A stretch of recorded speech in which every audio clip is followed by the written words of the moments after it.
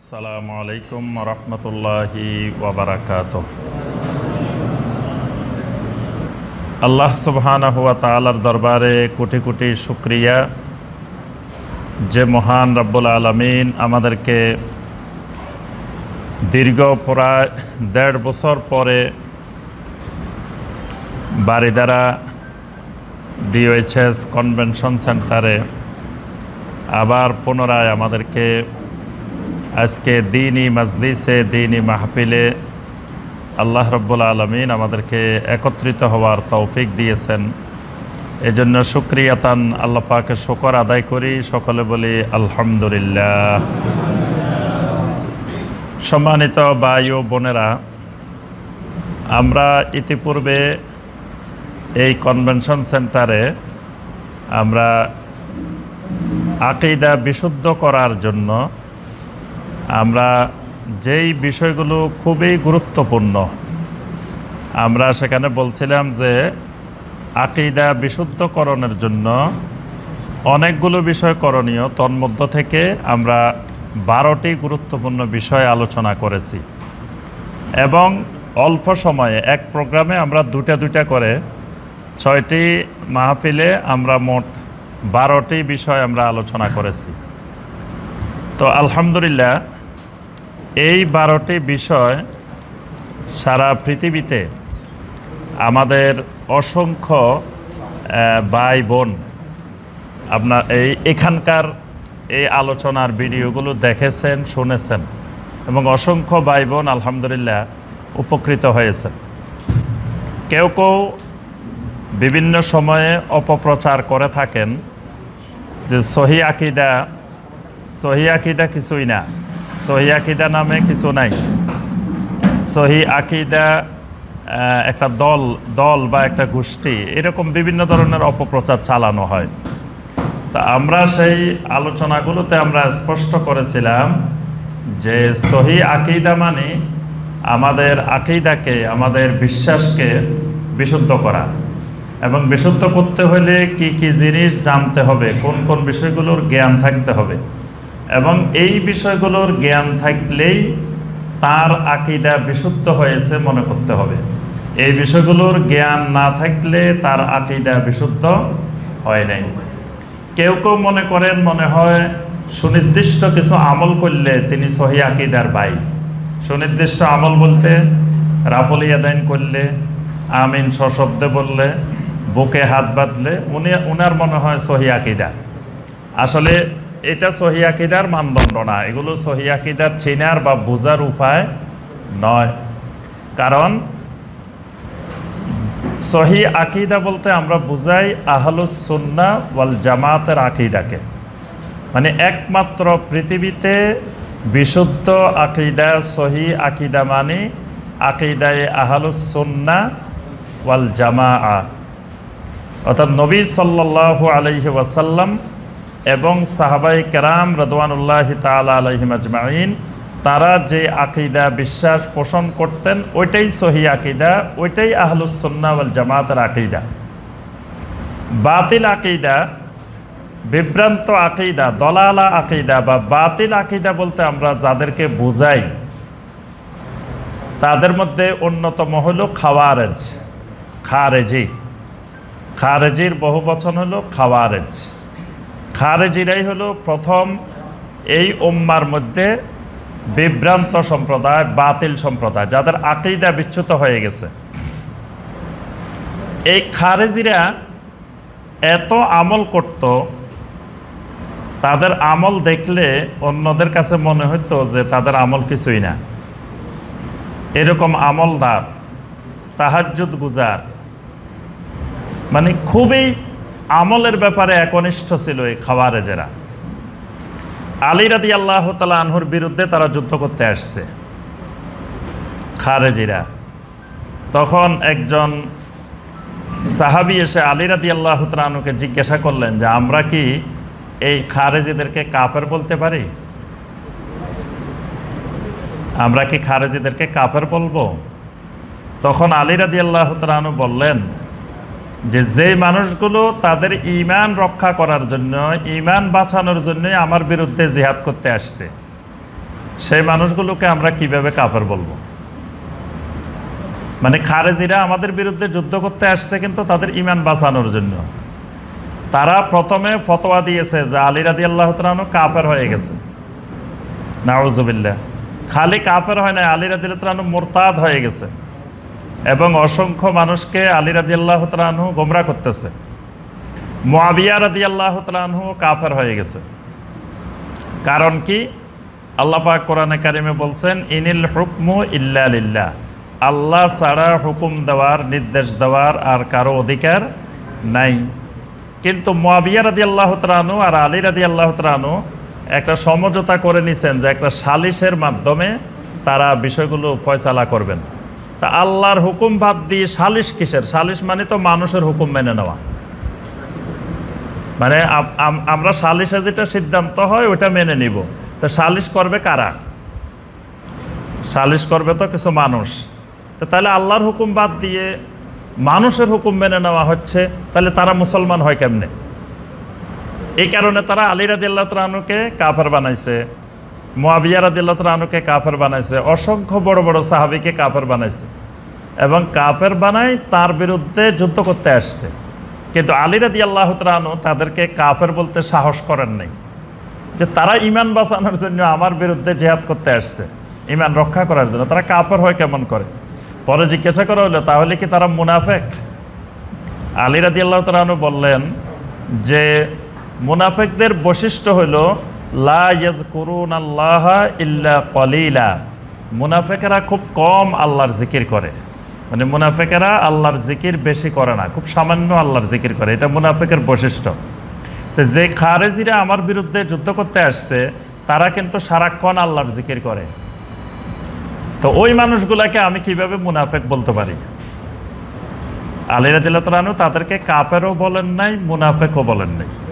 তাদেরকে শুধু বলছেন যে তারা সঠিক রাস্তা থেকে বিচ্যুত হয়ে গেছে, বিভ্রান্ত হয়ে গেছে, এতটুকু বলছেন। কিন্তু তারা আলী রাদিয়াল্লাহু তাআলা আনহুকে কাফের বলছে, মুরতাদ বলছে, অনেক অনেক কিছু বলছে তারা। তাহলে আমি যে কথাটা বলতেছিলাম যে আমল সহি আকীদার নির্দেশক না। আমল দিয়ে আকীদা বিশুদ্ধ বোঝা যায় না।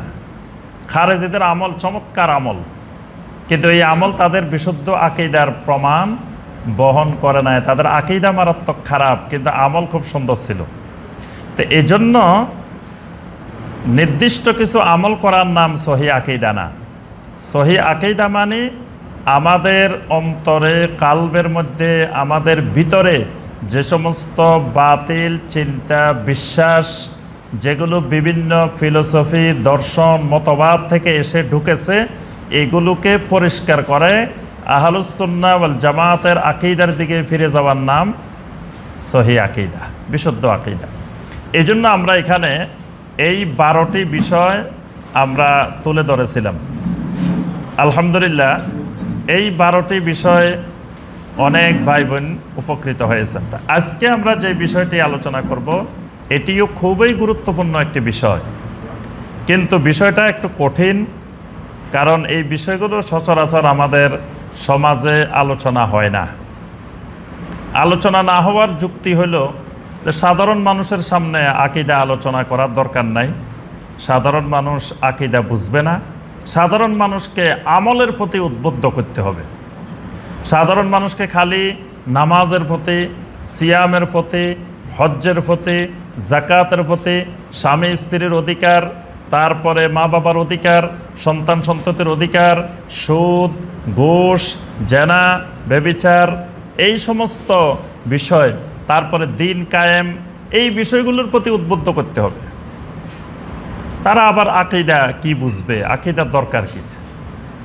আসলে সব সমস্যার মূলে হলো আকীদার সমস্যা। আকীদা ঠিক হইলে বাকিগুলোর জন্য বেশি ওয়াজ করা লাগবে না, বাকিগুলো সে অটোমেটিক নিজেই ছেড়ে দিবে। সাহাবায়ে কেরামকে সুদ ঘুষ ছাড়ার জন্য বেশি ওয়াজ করা লাগে নাই নবী সাল্লাল্লাহু আলাইহি ওয়াসাল্লামের। আপনি সুদের ব্যাপারে শুধু কোরআনে কারিমের কয়েকটা আয়াত নাজিল হয়েছে, সূরা আল বাকারায় কয়েকটা আয়াত নাজিল হয়েছে। আল্লাহ পাক বলছেন, ইয়া আইয়ুহাল্লাযীনা আমানুত্তাকুল্লাহ ওয়াজারু মা বাকিয়া মিনার রিবা ইন কুনতুম মুমিনিন। হে ইমানদারগণ, আল্লাহকে ভয় করো, যদি সত্যিকারের ইমানদার হও তাহলে তোমরা সুদ ছেড়ে দাও। আল্লাহ বলছে ছেড়ে দিতে, বাস সমস্ত সাহাবাই কেরাম যার যে যা সুদ ছিল সাথে সাথে আয়াত নাজিলের সাথে সাথে ছেড়ে দিছে। বেশি ওয়াজ নসিহত লাগে নাই, একটা কথাই সুদ ছেড়ে দেওয়ার জন্য যথেষ্ট। ঘুষ ছেড়ে দেওয়া, ঘুষ পরিত্যাগ করা, ঘুষের ব্যাপারে বেশি আয়াত হাদিস নাই। আমি ঘুষের ওয়াজ করার জন্য একদিন অনেক খোঁজ করছি কয়টা আয়াত পাওয়া যায়, কয়টা হাদিস পাওয়া যায়। কারণ আমরা তো জুমার খুতবা বা আলোচনা আয়াত আর হাদিস ছাড়া কিছু বলি না, এবং হাদিসও সহি কিনা সেটা যাচাই বাছাই করা ছাড়া বলি না। তো একদিন অনেক খুঁজলাম যে ঘুষের বয়ান করার জন্য, দেখলাম যে বেশি আয়াতও পাওয়া যায় না, সরাসরি তো ঘুষের ব্যাপারে কোনো আয়াতে নাই। একটা আয়াতকে আমরা দলিল হিসাবে পেশ করি, ওয়ালা তাকুলু আমওয়ালাকুম বাইনাকুম বিল বাতিলে, বাতিল পদ্ধতিতে তোমরা একজন আরেকজনের সম্পদ বক্ষণ করিও না, এই আয়াতটাকে আমরা দলিল পেশ করি। আর নবী সাল্লাল্লাহু আলাইহি সাল্লামের কয়েকটা হাদিস আছে। তাহলে সুদের ব্যাপারে এত ওয়াজ করা, ঘুষের ব্যাপারে এত ওয়াজ করা লাগে নাই সাহাবায়ে কেরামকে। তারপরে আপনার গান বাজনার ব্যাপারে, গান বাজনার ব্যাপারে সরাসরি কোরআনে কারিমের কোনো আয়াতে নাই।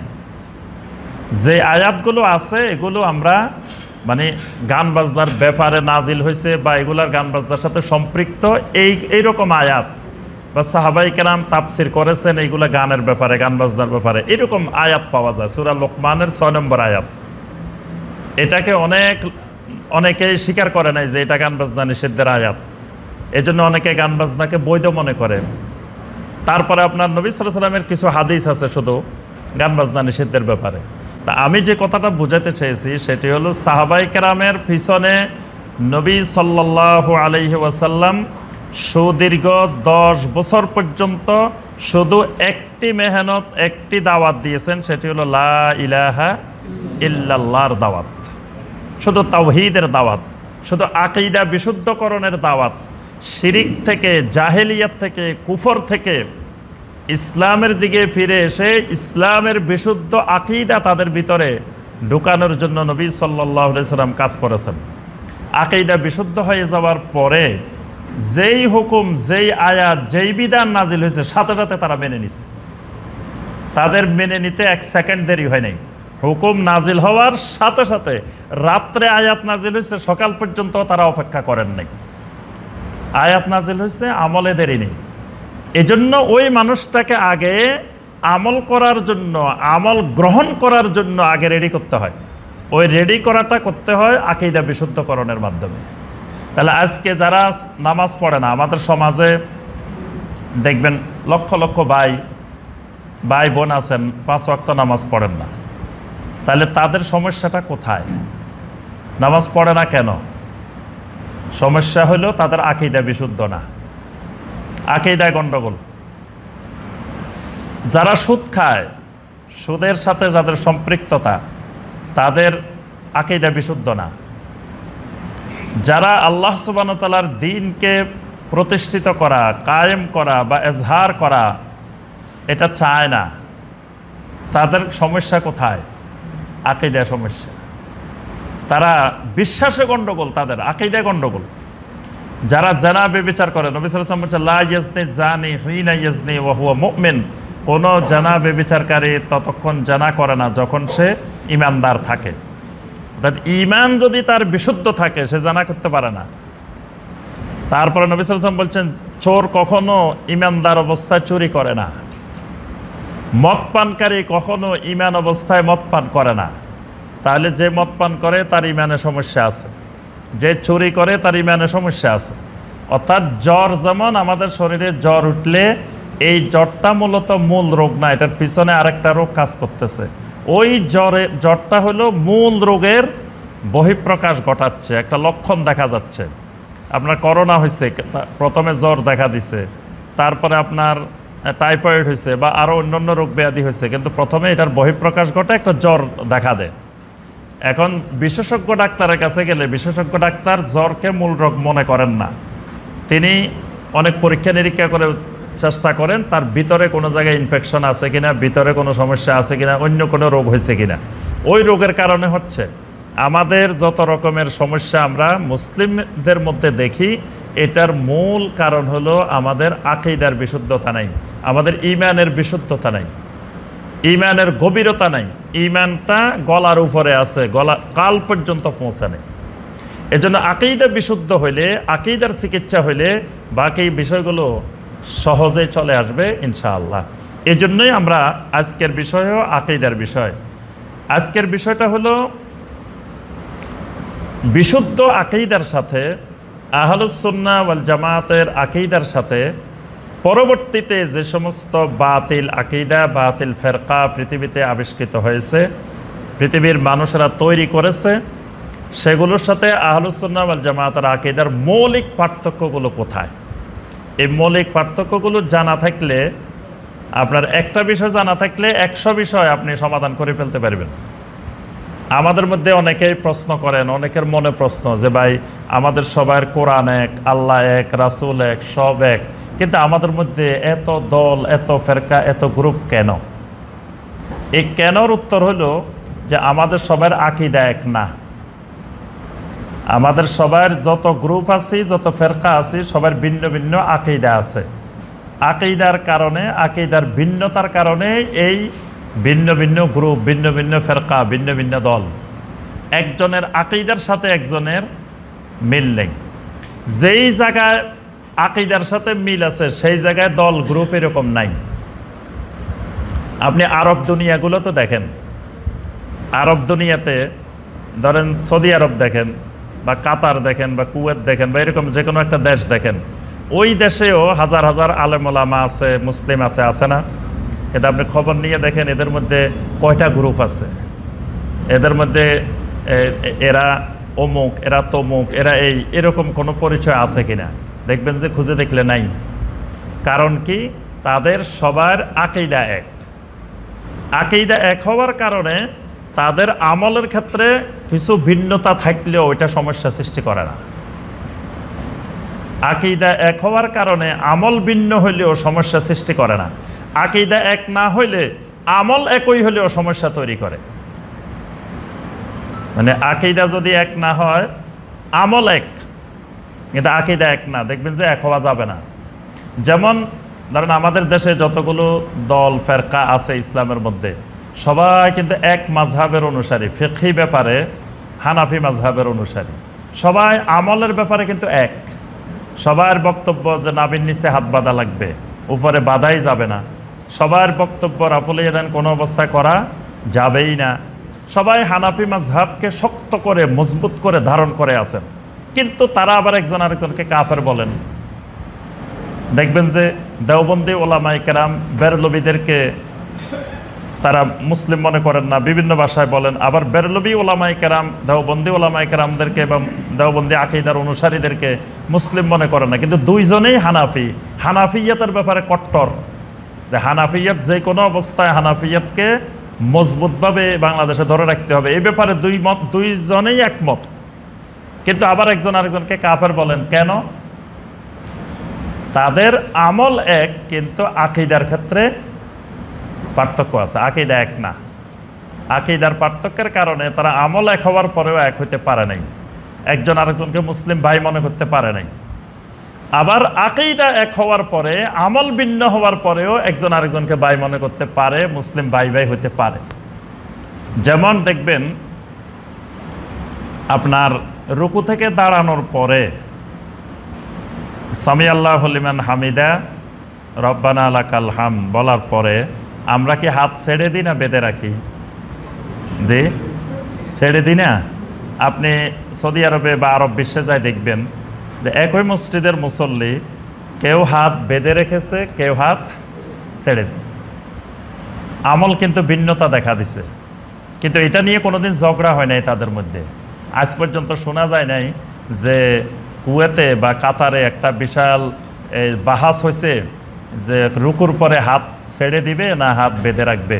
এটার উপরে দুই পক্ষের আলেমদের মধ্যে বিশাল আকারের বাহাস হয়েছে, এবং এই গ্রুপ জিতছে, ওই গ্রুপ হারছে, এরকম কোনো নিউজ আজ পর্যন্ত পাইছেন?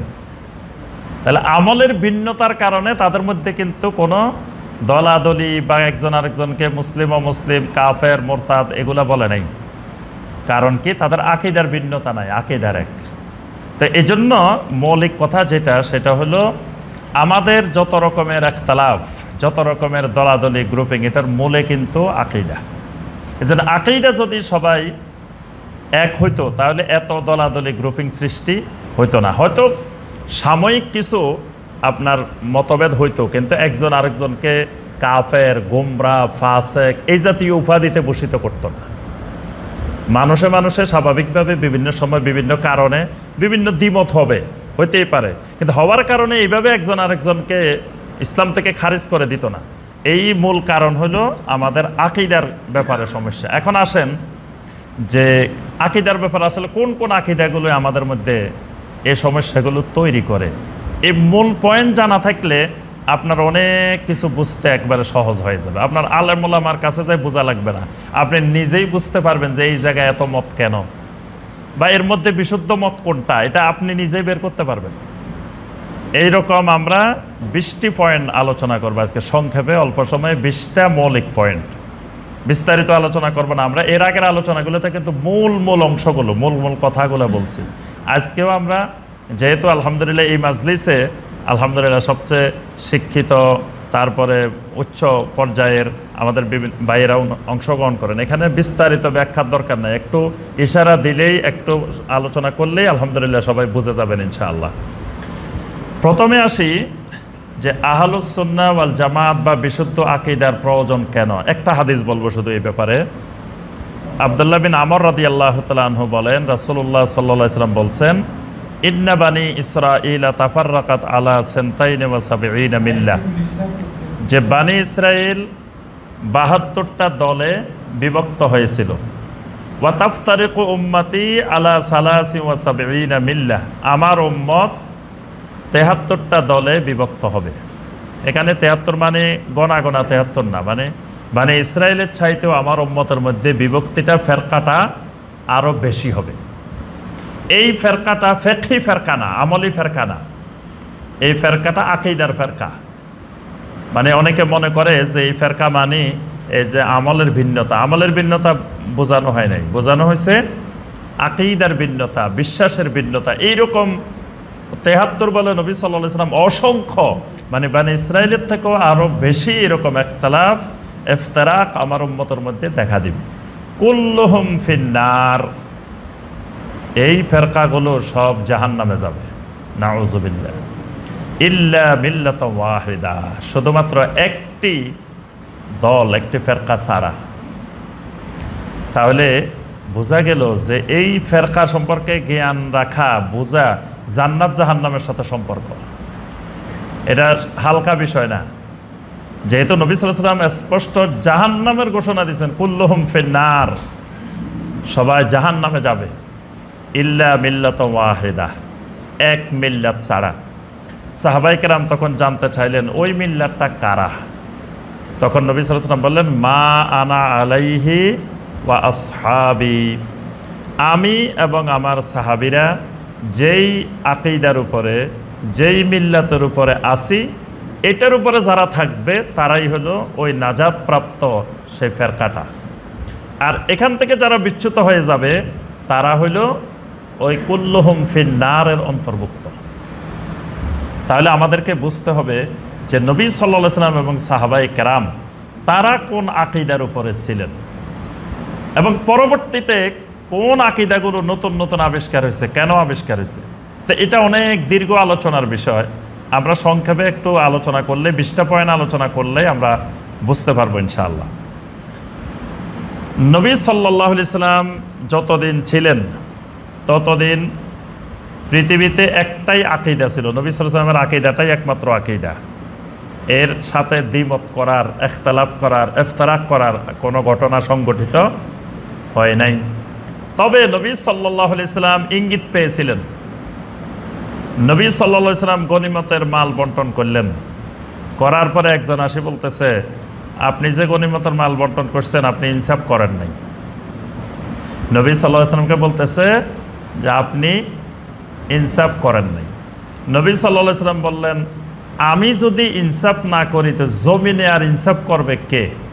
কারণ আমাকে আল্লাহ পাক দুনিয়াতে পাঠাইছেন এই ইনসাফ কায়েম করার জন্য, লিয়াকুমান নাসু বিল কিসত, মানুষকে ইনসাফের উপরে কায়েম করার জন্যই আমাকে আল্লাহ দুনিয়ায় পাঠাইছেন। আর আমি যদি ইনসাফ না করি তো ইনসাফ আর কে করবে? তো নবী সাল্লাল্লাহু আলাইহি সাল্লাম বলছেন যে এই যে লোকটা এই প্রশ্নটা করছে, এই লোকটার ভিতরে নবী সাল্লাল্লাহু আলাইহি সাল্লাম বুঝতে পেরেছিলেন যে এমন এমন ফেরকা, এমন এমন বিভ্রান্তি এদের থেকে ছড়াবে। কারণ যারা স্বয়ং নবীকেই বলতে পারে যে আপনি ইনসাফ করেন নাই, তাহলে এদের দ্বারা পরবর্তীতে ফিতনা সৃষ্টি হওয়ার আশঙ্কা আছে। সাহাবায়ে কেরাম এই লোকটাকে চিনে রেখেছিলেন যে এই লোকটা কে, নবী সাল্লাল্লাহু আলাইহি ওয়াসাল্লামকে এরকম প্রশ্ন করছেন, এরকম বলছেন। পরে এই লোকটা খারেজিদের লিডার হয়েছে, মানে বিভ্রান্ত আকীদা তৈরি করছে এই লোকটাই। তাহলে ইসলামের প্রথম বাতিল ফেরকা হলো খারেজিরা। খারেজি কেমনে তৈরি হয়েছে? খারেজি তৈরির লম্বা ইতিহাস। তো মূল পয়েন্টটা হলো যে আলী রাদিয়াল্লাহু তাআলা আনহু এবং মুআবিয়া রাদিয়াল্লাহু তাআলা আনহুর মধ্যে যে দ্বন্দ্বটা ছিল, এই দ্বন্দ্বের এক পর্যায়ে গিয়ে সিদ্ধান্ত হলো যে একটা সালিশের মাধ্যমে সমাধান হবে।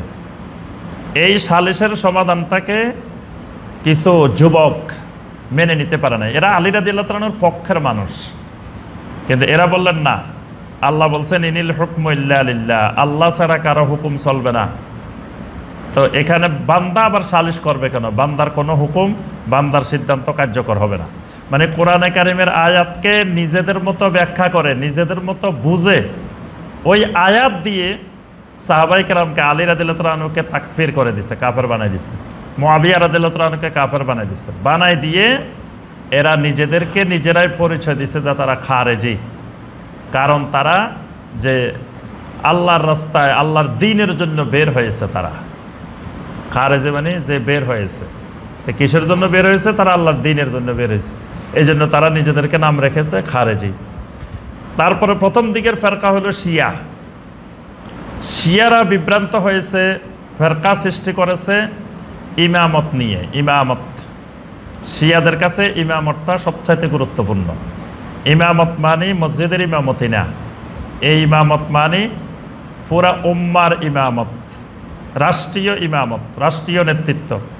শিয়াদের বক্তব্য নবী সাল্লাল্লাহু আলাইহি সাল্লামের পরে ইমাম হবেন নবী সাল্লাল্লাহু আলাইহি সাল্লামের বংশের মধ্য থেকে, আহলে বাইতের মধ্য থেকে। সুতরাং আবু বকর রাদিয়াল্লাহু তাআলা আনহু, ওমর রাদিয়াল্লাহু তাআলা আনহু, ওসমান রাদিয়াল্লাহু তাআলা আনহু, তারা খলিফা হয়েছেন, অন্যায়ভাবে হয়েছেন, নাউজুবিল্লাহ। তারা অন্যায়ভাবে খেলাফত দখল করছেন। খলিফা হওয়ার কথা আলী রাদিয়াল্লাহু তাআলা আনহু। এই কারণে এই গ্রুপটা তারা নবী পরিবারের মানে নবী পরিবারকে তারা ইমামতের একমাত্র যোগ্য উত্তরাধিকার বলে বিশ্বাস করত। এই কারণে তারা এক ইমামের পরে এক ইমাম, 12 জন ইমাম তারা নির্ধারণ করছে। তারা আবু বকর, ওমর, ওসমান রাদিয়াল্লাহু তাআলা আনহুমকে তারা ইমাম মনে করেন না। তারা এই জন্য 3 জনকে লানত দেন, নাউজুবিল্লাহ।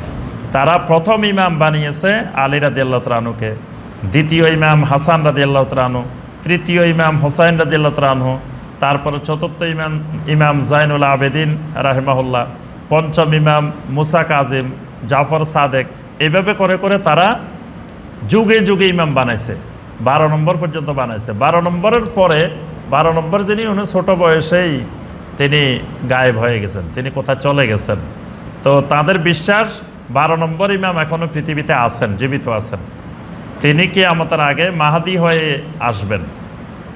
তিনি আবার মাহাদি হয়ে, ওই তাদের 12 নম্বর ইমামেই ইমাম মাহাদি, তিনি আবার কিয়ামতের আগে আত্মপ্রকাশ করবেন।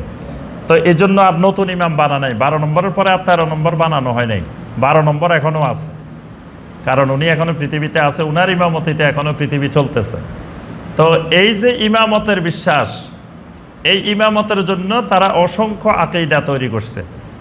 তারপরে জাহমিয়া, জাহাম বিন সফওয়ান নামক এক বিভ্রান্ত ব্যক্তি, সে আল্লাহ সম্পর্কে বিভিন্ন নতুন নতুন আকীদা তৈরি করছে, যে আল্লাহ সুবহানাহু ওয়া তাআলার কোনো সিফাতকে সে স্বীকার করে নাই।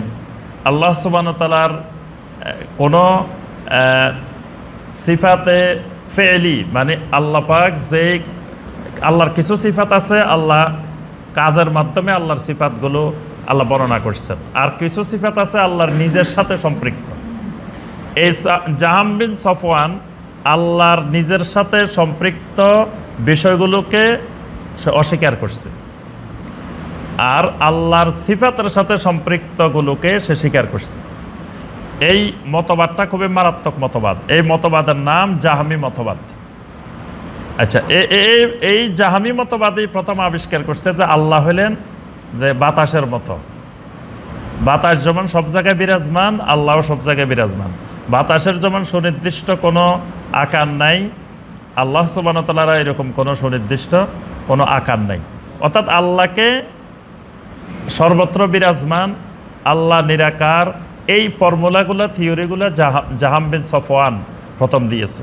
এখান থেকে জাহামি মতবাদ। তারপরে জাবরিয়া মতবাদ। জাবরিয়া মতবাদ সৃষ্টি হয়েছে তাকদীর নিয়ে।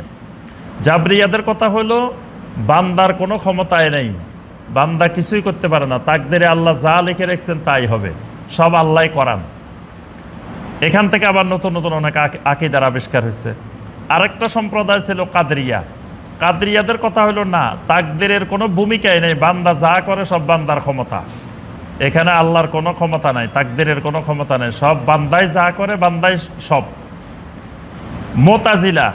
মুতাজিলা আরেকটা সম্প্রদায় ছিল এবং এরা আব্বাসী যুগে বিশাল শক্তিধর, বিশাল প্রভাবশালী ছিল। আব্বাসী শাসক, অনেকগুলো শাসককে আব্বাসীদের তারা এই প্রভাবিত করতে পেরেছিল মুতাজিলারা। কারণ মুতাজিলারা ছিল দার্শনিক, তারা দর্শনের আলোকে দিনকে, ইসলামকে বুঝতো, ইসলামকে ব্যাখ্যা করত। মানে তারা ইসলামকে আকল দিয়ে বোঝার চেষ্টা করত। তাদের বক্তব্য ছিল কোরআন সুন্নাহর, কোরআনের যেটা বুঝে আসবে না সেটা আকল দিয়ে বুঝতে হবে, যুক্তি দিয়ে বুঝতে হবে। তারপরে হাদিসের যেটা হাদিস সহি হলেও সেটা যদি যুক্তির সাথে না মেলে, আকলের সাথে না মেলে, তো সেই হাদিস গ্রহণ করা যাবে না। এই থিওরি আবিষ্কার করে মুতাজিলারা অসংখ্য হাদিসকে তারা অস্বীকার করছে, সহি হাদিসকে। আবার অসংখ্য কোরআনের আয়াতকে তারা বিকৃত ব্যাখ্যা করেছে। তারপরে একটা সম্প্রদায় ছিল মুশাব্বিহা। মুশাব্বিহারা বলতো যে আল্লাহর যত সিফাত আছে এগুলো মাখলুকের মতো, মানুষের মতো, নাউযুবিল্লাহ। আরেকটা সম্প্রদায় ছিল মুরজিয়া। মুরজিয়া মানে স্থগিত করা। মুরজিয়া মানে এরা স্থগিতকারী, বিলম্বকারী। স্থগিতকারী মানে এরা বলতো যে ঈমান আনলে যত গুনাহ করবে করো, কেউ জাহান্নামে যাবে না। আবার কবিরা গুনাহ করলে সে জাহান্নামে যে ঢুকবে আর কোনোদিন জাহান্নাম থেকে বাইরে হবে না। এদের থিওরি, এদের ফর্মুলা আবার ভিন্ন। তাদের কথা হলো লা ইয়াদুররু মাআল ঈমানে মাসিয়া। ঈমান আনার পরে যত গুনাহ করবে করো, কোনো গুনায় তাকে জাহান্নামে নিতে পারবে না। আবার যেমন কুফরি করার কারণে যত আমল করবে করো, তাকে জান্নাতে নিতে পারবে না। তাদের যুক্তিটা দেখেন, মানে একজন কাফের যদি অসংখ্য আমল করে তো কোনো আমল তাকে জান্নাতে নিতে পারবে না। তাহলে ঠিক একইভাবে আর একজন ইমানদার সে যত গুনাই করুক, তার গুনাহ তাকে জাহান্নামে নিতে পারবে না ঈমানের কারণে। তারপরে এইভাবে বিভিন্ন সম্প্রদায় যুগে যুগে বিভিন্নভাবে এই ফেরকাগুলোর উদ্ভব হয়েছে। তো যাই হোক, আমরা ওই ফেরকাগুলোর বিস্তারিত আলোচনা যাব না। আমাদের মূল কথা হলো এই ফেরকাগুলো ছিল অনেক পুরানা, কিন্তু বর্তমান জামানায়, বর্তমান যুগে এই ফেরকাগুলো এই নামে নাই। কিন্তু এই ফেরকাগুলো এমন এমন কিছু আকীদার আবিষ্কার করে গেছে, যেই আকীদাগুলো পরবর্তীতে বিভিন্ন ফেরকা আস্তে আস্তে গ্রহণ করে। মানে শয়তান এগুলোকে নতুন করে করে নিয়ে আসে। মানে ওই ফেরকার নামে আসে না। খারেজি নামে পৃথিবীতে কোনো ফেরকা এখন নাই, মুরজিয়া নামে নাই, জাবরিয়া নামে নাই, কাদরিয়া নামে নাই, মুতাজিলা নামে পৃথিবীতে এখন কোনো সম্প্রদায় নাই। কিন্তু এদের সব আকীদাগুলো পৃথিবীর মুসলিমদের মধ্যে আছে। মানে তারা নাম বিলুপ্ত হয়েছে, কিন্তু তাদের আকীদা বিলুপ্ত হয় নাই। আকীদাগুলো কিন্তু এখনো পৃথিবীতে আছে। এবার আমরা আসি, আমার যে 20টা পয়েন্ট আমরা বলছি, যে 20টা মৌলিক পার্থক্য আমরা আলোচনা করব। 1 নম্বর পার্থক্য মাসাদেরুল আকীদা। মানে আকীদার উৎসটা কি হবে, এই জায়গায় বিশাল একতলাপ আছে। এই জায়গা বুঝলে আপনার শত শত মাসালার সমাধান হয়ে যাবে। আকীদার উৎস মানে আকীদা আপনি কোথা থেকে নেবেন, আকীদার সোর্সটা কোথায় হবে, কিসের থেকে? দেখে আপনারা বলেন তো দেখি, আকীদা নিব কোথা থেকে আমরা? কোরআনে কারিম এবং সহিহ হাদিস, এই দুইটার বাহিরে তৃতীয় কোনো জায়গা থেকে কোনো আকীদা নেওয়া যাবে না। কারণ বিশুদ্ধ আকীদা কোনটা? যেই আকীদা নবী সাল্লাল্লাহু আলাইহি ওয়াসাল্লাম পোষণ করছেন, যে আকীদা সাহাবায়ে কেরাম পোষণ করছেন। আচ্ছা, নবী সাল্লাল্লাহু আলাইহি ওয়াসাল্লামের যুগে, সাহাবায়ে কেরামের যুগে কোরআনে কারিম আর সহিহ হাদিসের বাহিরে তৃতীয় আর কি ছিল? কিছু ছিল? তাহলে নবী সাল্লাল্লাহু আলাইহি ওয়াসাল্লামের আকীদা, সাহাবায়ে কেরামের আকীদা সব কোরআনে কারিমে আছে এবং সহিহ হাদিসে আছে। এর বাহিরে তৃতীয় কোনো জায়গায় নবী সাল্লাল্লাহু আলাইহি ওয়াসাল্লাম এবং সাহাবায়ে কেরামের কোনো আকীদা নাই।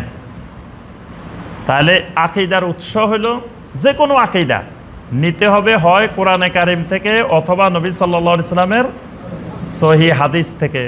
তৃতীয় কোনো জায়গা থেকে নিলেই বুঝতে হবে যে আপনি মূল বিশুদ্ধ আকীদা থেকে সরে গেছেন। আবার এক্ষেত্রেও মনে রাখতে হবে যে আকীদার বিষয়গুলোকে আল্লাহ পাক স্পষ্ট করে দিয়েছেন। আকীদা কোরআনের কোনো আয়াতের ব্যাখ্যা আকীদা হবে না, তাফসীর আকীদা হবে না, কোনো সাহাবী, তাবী, তাবে তাবিনের বক্তব্যটা আকীদা হবে না। আকীদা যেটা সেটা একেবারে স্পষ্ট, স্পষ্ট আয়াত বা নবী সাল্লাল্লাহু আলাইহি ওয়াসাল্লামের স্পষ্ট সহিহ হাদিস হবে। যেমন ধরেন আল্লাহ পাক কোরআনে কারিমের মধ্যে বলছেন কাদ জাআকুম মিনাল্লাহি নূরুন ওয়া কিতাবুম মুবিন, যে তোমাদের কাছে আল্লাহর পক্ষ থেকে নূর এসেছে আর স্পষ্ট সুস্পষ্ট কিতাব এসেছে। তো এই নূর বলতে কি বোঝানো হয়েছে? এটা কিন্তু বিভিন্ন সাহাবায়ে কেরাম, তাফসীর কারকরা বিভিন্ন ব্যাখ্যা দিয়েছেন। তো একজন সাহাবী, একজন তাবেঈ ইমাম দহাক রাহিমাহুল্লাহ, তিনিও তাফসীর কারক, বড় মুফাসসির, তিনি ব্যাখ্যা দিয়েছেন যে এখানে নূর বলতে মুহাম্মদ সাল্লাল্লাহু আলাইহি ওয়াসাল্লাম। তাহলে আল্লাহ কিন্তু মুহাম্মদ সাল্লাল্লাহু আলাইহি ওয়াসাল্লাম নূর, এই কথা বলেন নাই, আল্লাহ শুধু নূর বলছেন। একজন তাবেঈ ব্যাখ্যা দিয়েছেন যে মুহাম্মদ সাল্লাল্লাহু আলাইহি ওয়াসাল্লামকে বোঝানো হয়েছে। তাহলে এই তাবেঈর ব্যাখ্যা কি আকীদা হবে? যে হবে না। তাবেঈ বা সাহাবী বা যে কারো ব্যাখ্যা হোক, ব্যাখ্যা তাফসীর কোনোদিন আকীদা হবে না। যদি এটা আমার বিশ্বাস করার দরকারই হতো তো আল্লাহ পাক এটা স্পষ্ট বলে দিতেন, এটা আরেকজনের ব্যাখ্যার জন্য রাখতেন না। এই জন্য বিশ্বাসের বিষয়, আকীদার বিষয়, ঈমানের বিষয়, এই বিষয়গুলো কোনো তাফসীর কারকের তাফসীর, কোনো ব্যাখ্যা কারকের ব্যাখ্যা বা কোরআন এবং সহিহ হাদিসের বাহিরে কোনো জায়গা থেকে গ্রহণ করা যাবে। এখন আসেন সমস্যাটা কোথায় হয়েছে? পরবর্তীতে এসে এই দুইটার সাথে আরো অনেকগুলো যোগ হয়ে গেছে। আজকে জামানায় আমরা দেখি যে পার্থক্যগুলো হয়, কেন হয়?